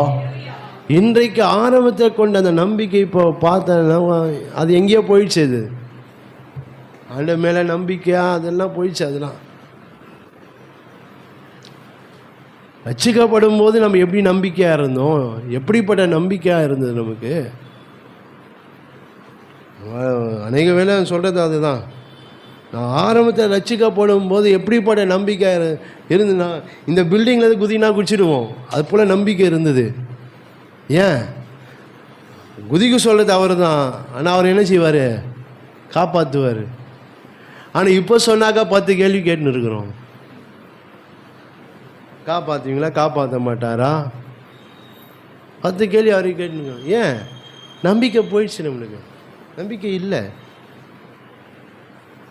இந்த காரியங்கள் மாறும். அந்த நம்பிக்கையில் நம்ம உறுதியாக இல்லை. நம்ம இந்த ஆரம்பத்தை கொண்டு இருக்க அந்த நம்பிக்கையை நாம் உறுதி வரைக்கும் நாம் பற்றி கொண்டு கத்திடத்தில் தேவனிடத்தில் நம்ம உறுதிப்பட்டவர்களாக நாம் இருக்க வேண்டும். 4ஆம் அதிகாரம் 14 எபிரேயர் 4:14 பார்க்கிறோம். வானங்களின் வழியாய் பரலோகத்துக்கு போன தேவகுமாரனாகிய இயேசு என்னும் மகா பிரதான ஆசை நமக்கு இருக்கிறபடினால் நாம் பண்ணின அறிக்கையை உறுதியாய் பற்றி கொண்டிருக்க. நான் என்ன அறிக்கை பண்ணணும், ஞானசானம் எடுக்கும்போது என்ன அறிக்கை பண்ணணும், ரட்சிக்கப்படும் போது என்ன அறிக்கை பண்ணணும், அந்த வியாதியின் நேரத்தில், அந்த பலவீனின் நேரத்தில், அந்த நெருக்கடி நேரத்தில் நான் என்ன அறிக்கை பண்ணினேன். இப்போ என்ன அந்த அறிக்கையில் எங்கே போச்சு? அந்த நெருக்கத்தில் ஆண்டவர்கிட்ட ஒரு அறிக்கை பண்ண, அதை கேட்டு ஆண்டவர் அதெல்லாம் விடுவிச்சிட்டாரு. ஆனால் இப்போ அந்த அறிக்கை எங்கே போச்சு? எங்கேயோ போயிடுச்சு. அது அறிக்கை பண்ண அறிக்கையில் இப்படி செய்வாண்டவர், இப்படி இருப்பாண்டவர், இப்படி என் வாழ்க்கை இப்படி இருப்பாண்ட என்னென்னோ நம்ம சொல்லியிருப்போம் பாருங்களேன். அது கேட்டோம், கத்த நமக்கு விடுதலை தந்தார். நம்ம உயர்த்தின அந்த நெருக்கத்தை, அந்த வியாதி, அந்த போராட்டத்தை, அந்த பில்லி சுனியை கட்ட எல்லாத்தையும் ஆண்டவர் மாற்றினார். ஆனால் அறிக்கை எங்கே போச்சு? சொன்ன காரியங்க எங்கே போயிடுச்சு? அதெல்லாம் எங்கேயோ போயிடுச்சு. அது பண்ண அறிக்கையில் உறுதியாக இல்லை. கத்தலத்தில் நம்ம உறுதியுள்ள ஜனமாய் நாம் காணப்பட வேண்டும். உறுதியுள்ள ஒரு இருதயம் நமக்கு தேவை. இந்த உறுதி இல்லை என்றால் நாம் நித்திய ராஜ்யத்தை நம்ம என்ன செய்ய முடியாது, நம்மளால் பிரவேசிக்க முடியவே முடியாது. அதான் அந்த உறுதி உள்ளவர்களாக நாம் எப்போதும் நம்ம காணப்பட வேண்டும். அநேக வேளையில் சொல்கிற ஒரு காரியம் என்னன்னா, நான் கர்த்தரிடத்தில் எப்படி உறுதியாக இருக்கிறேன்னா, நம்ம எக்ஸ்ரே ரிப்போர்ட் ஆட்ட தான் நம்ம இருக்கு. எக்ஸ்ரே ரிப்போர்ட் எப்படி இருக்கும், மன்னித்துக்கலாம், இசிஜி ரிப்போர்ட் எப்படி இருக்கும், மேலே கீழே வந்து நிற்கும். அது போல தான் நம்ம வாழ்க்கை இருக்குது. நல்ல ஆசீர்வாதம் தந்தால் அப்படியே பாடுறது என்னவோ, ஆண்டவரை துதிக்கிறது, ஆண்டவரை தேடுறது என்னவோ. ஆனால் அதெல்லாம் நின்று போச்சுன்னா எல்லாமே அப்படியே போயிடுது. இந்த ஈஸி போட்டால் தான் மேலே கீழே இது ஒரே சீராக இல்லை, ஒரே உறுதியாக என்ன ஆனாலும் சரி கர்த்தரை துதிக்கணும், ஆண்டவரை நம்பணும், அவரை பின்பற்றணும். அது போல் நம்முடைய வாழ்க்கையில் என்ன செய்யலை, இல்லாமல் இருக்கு. ஆனால் எந்த சூழ்நிலையிலும் நான் கர்த்தரிடத்தில் நம்ம உறுதிப்பட்டவர்களாய் நம்ம எல்லா காரியத்திலும் இருக்க வேண்டும். ஹல்லேலூயா, ஹல்லேலூயா. என்ன ஆனாலும் நான் கர்த்தரை விட்டு நான் பின்வாங்குவதில்லை, அவரை விட்டு நான் பின்வாங்குவது இல்லை, அவர் காரியங்களை நான் விடுகிறது. என்ன ஆனாலும் நான் அதை செய்து தான் ஆகுவேன், என்னாலும் அவரை பின்பற்றி தான் ஆகுவேன் என்ற அந்த உறுதி நமக்கு இல்லாமல் போயிடுச்சு. நீங்கள் வேதத்தில் நீங்கள் வாசித்து பார்ப்பீங்களாண்ணா, என்னாகும் 22, 23 வசனங்கள்லே அங்கே பிழையாம் ஒரு மனுஷனை குறித்து பார்க்கிறோம். அவன் இஸ்ரவேல் ஜனங்களை சேர்ந்தவன் அல்ல, அவன் அவன் இஸ்ரவேலுக்கு அவன் அல்லாதவன் தான். ஆனாலும் கர்த்தர் அவனுக்கு ஒரு அபிஷேகத்தை தந்தார். என்ன, நீ யாரை சபிக்கிறாய், சபிக்கப்பட்டு போய், யாரை ஆசீர்வதிக்கிறீங்க, ஆசீர்வதிக்கப்படுவாய் என்று. அப்படிப்பட்ட ஒரு ஆசீர்வாதத்தை ஆண்டவர் கொடுக்கிறாரு. ஆனால் அதிலே அவன் உறுதியாக இல்லை. தேவன் சொன்ன அந்த காரியத்தில் அவன் என்ன இல்லை, அவன் உறுதியாக இல்லை. இங்கே வசனத்தை இங்கே வாசித்து பார்ப்பீங்களான்னா, அந்த பாலாக் என்ற ராஜா அந்த இஸ்ரவேல் ஜனங்களை சபிக்கும்படி கூட்டிக் கொண்டு வருகிறான். நான் கர்த்தரிடத்தை கேட்குறேன்னு சொல்கிறேன். ஆண்டவர் முதல் முறையாக சொல்லிட்டாரு, நீ போகக்கூடாதுன்னு சொல்லிட்டாரு. முதல் முறை ஆண்டு என்ன சொல்லிட்டாரு, நீங்கள் போக. என்ன 23ஆம் அதிகாரத்தில் நீங்கள் வாசித்து பார்ப்பீங்களானால்,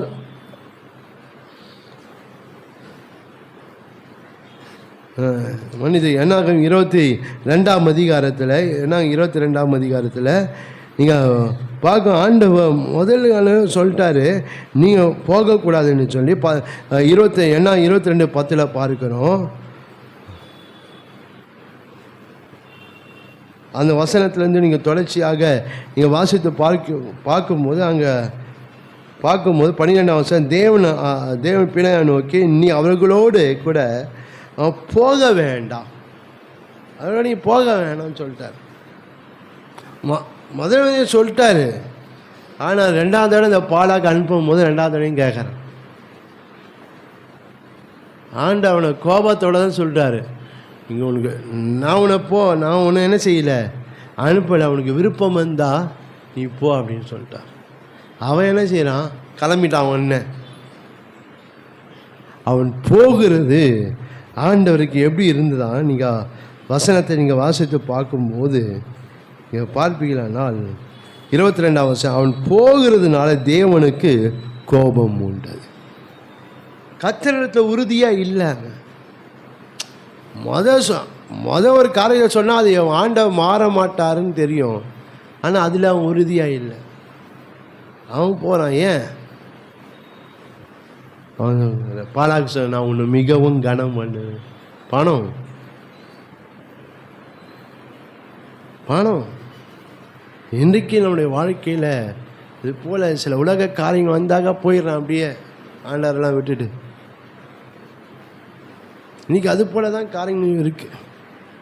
நான் பார்க்கிறேன், அவன் வாழ்க்கையில் பார்க்கணும். அவன் கர்த்தரிடத்தில் ஒரு காரியம் சொன்னால் அது மாற மாட்டார், அதில் தான் இருப்பார் என்ற அந்த உறுதி அவனுக்கு இல்லை. அவன் பாட்டுன்னு போனால் கர்த்தர் அவனுக்கு எதிராளியாக மாறுறாரு. இதுதான் அங்கே போனாலும் வழியில் அவன் நீங்கள் அந்த 22ஆம் அதிகாரத்தை பார்க்குறோம். வழியில் வந்து கர்த்தருடைய தூதன் உருவின பட்டத்தோடு நிற்கின்று அவன் இப்போ சொல்கிறான், நீ அந்த கழுதை வந்து எனக்கு விட்டு விலகாதந்தா உன்னை அப்பயே என்ன செய்திருப்பேன், கொன்று போட்டிருப்பேன். எல்லா வழியில் சமம் நடக்குது. ஆனால் 23ஆம் வசனத்தில் பார்க்குறோம், அதிகாரத்தில் பார்க்குறோம், அந்த பாலாயத்தில் வந்தபோது அவன் என்ன செய்கிறான்னு பாருங்களேன். பீலையாம் பாலாக்கை நோக்கி, நீ இங்கே எனக்கு 7 படிப்பிள்ளைங்களை கட்டி 7 காளைகளை 7 ஆட்டு கடாக்களை இங்கே எனக்கு ஆயத்தம் படுத்தும் என்றான். அவனுடைய புத்தி பாருங்களேன். பலி செலுத்தினாக ஆண்டவர் மாறிடுவார். உறுதி இல்லை கர்த்தரிடத்தில். இவ்வளோ காரியம் நடந்துட்ட பிறகு அவன் இப்போ என்ன வரான்னா, இங்கே பலி செலுத்த ஆண்ட மனசு மாறிடும் அப்படின்ட்டு பலி செலுத்துறான். முதல் தடவை தான் அவனை சொல்கிறாரு, ஆனால் 2வது அதை தான் செய்துக்கிறான். அவங்ககிட்ட உறுதி இல்லை. எப்படின்னா இங்கே என்ன செய்யணும், இந்த இஸ்ரவேல் ஜனங்களை சபிச்சு பாலாகிட்ட இருந்து காசை வாங்கிக்கணும். அதுதான் மறுபடியும் பலி செலுத்தி கொண்டு இருக்கிறான். ஆனால் நீங்கள் பார்ப்பீங்களனால் அவன் வாழ்க்கையில் பார்க்கும்போது அவன் தேவனிடத்தில் உறுதி இல்லாதனால அவன் வாழ்க்கையில் தேவனுடைய கனம் போயிடுச்சு, தேவனுடைய மகிமையோடு போயிடுச்சு. அவன் அவ்வளோ பெரிய தீர்க்கதரிசி தான். அவன் மதித்து கூப்பிட்டான். ஆனால் கடைசியாக என்ன நடக்குதுன்னு பாருங்களேன். என்ன 24:11 ஆகையால் உன் இடத்துக்கு ஓடிப்போ, உன்னை மிகவும் கனம் பண்ணுவேன் என்றே நீ கனமடையாத கர்த்தர் தடுத்தார் என்றார். தீர்க்கதரிசிக்கு அந்த நிலைமையை பாருங்கள். கடைசியாக அங்கே இஸ்ரவேல் ஜனங்கள் கையிலேயே அவன் மடிந்து போனான். நான் கர்த்தரிடத்தை உறுதியாக இல்லைன்னா தேவ கனமும் தேவ மகிமும் நம்ம வாழ்க்கையில் இருக்கவே இருக்காது. அதெல்லாம் நம்முடைய வாழ்க்கையில் மாறிடும். ஆனால் மிகவும் ஜாக்கிரதையாய் நம்முடைய வாழ்க்கையில் நான் அந்த சுத்த இருதயம் உடையவர்களாக நாம் இருக்கணும். இதோட முடிக்க போகிறேன், டைம் ஆகிடுச்சு. சுத்த இருதயம் உடையவர்களாக நாங்கள் இருக்க வேண்டும். சுத்தம் மத்தேயு 5:8 பார்க்கிறோம், இருதயத்தில் சுத்தமுள்ள பாக்கியவான்கள் அவங்க தேவனை தரிசிப்பார்கள். என்கிட்ட அந்த சுத்த இருதயம் இருக்கிறதா என்று நாம் ஆராய்ந்து பார்க்க வேண்டும். சுத்த இருதயம், உத்தமம் உள்ள இருதயம், உணர்வுள்ள இருதயம், உறுதியுள்ள ஒரு இருதயம் தேவை எனக்கு. அதேபோல உற்சாகம் உள்ள ஒரு இருதயம், கர்த்தரிடத்தில் உற்சாகமாக இருக்கணும். கர்த்தரை தேடுகிறதுல உற்சாகமாக இருக்கணும். நீங்கள் ஆலயத்துக்கு வரும்போதே அப்படி சோர்ந்து தான் வரும். நம்ம அப்படியே ஒரு உற்சாகம் இல்லாமல், ஒரு சந்தோஷம் இல்லாமல், ஒரு மகிழ்ச்சி வரும்போதே அந்த இது.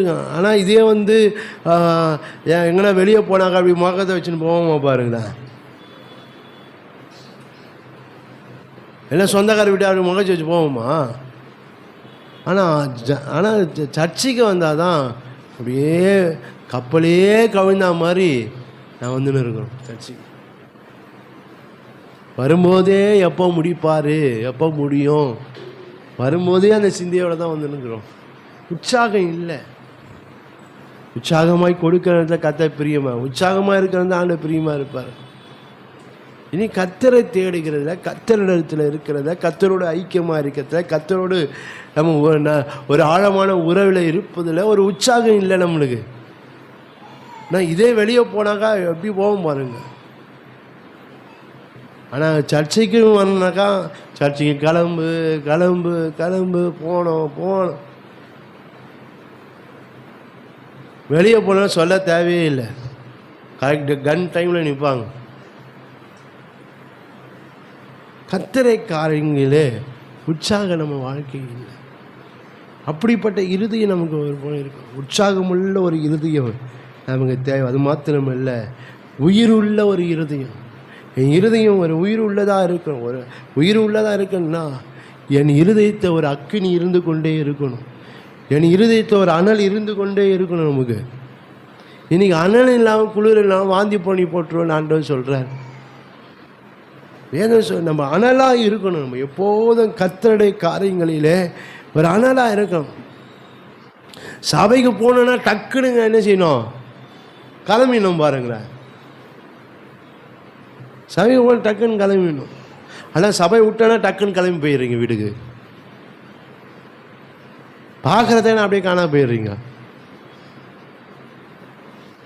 அதில் அனல் இருக்குது. சபை முடிஞ்ச டக்குன்னு போகிறதுல அந்த அனல் இருக்குது. ஆனால் சபைக்கு வரத்துக்கு தான் அந்த அனல் இல்லை.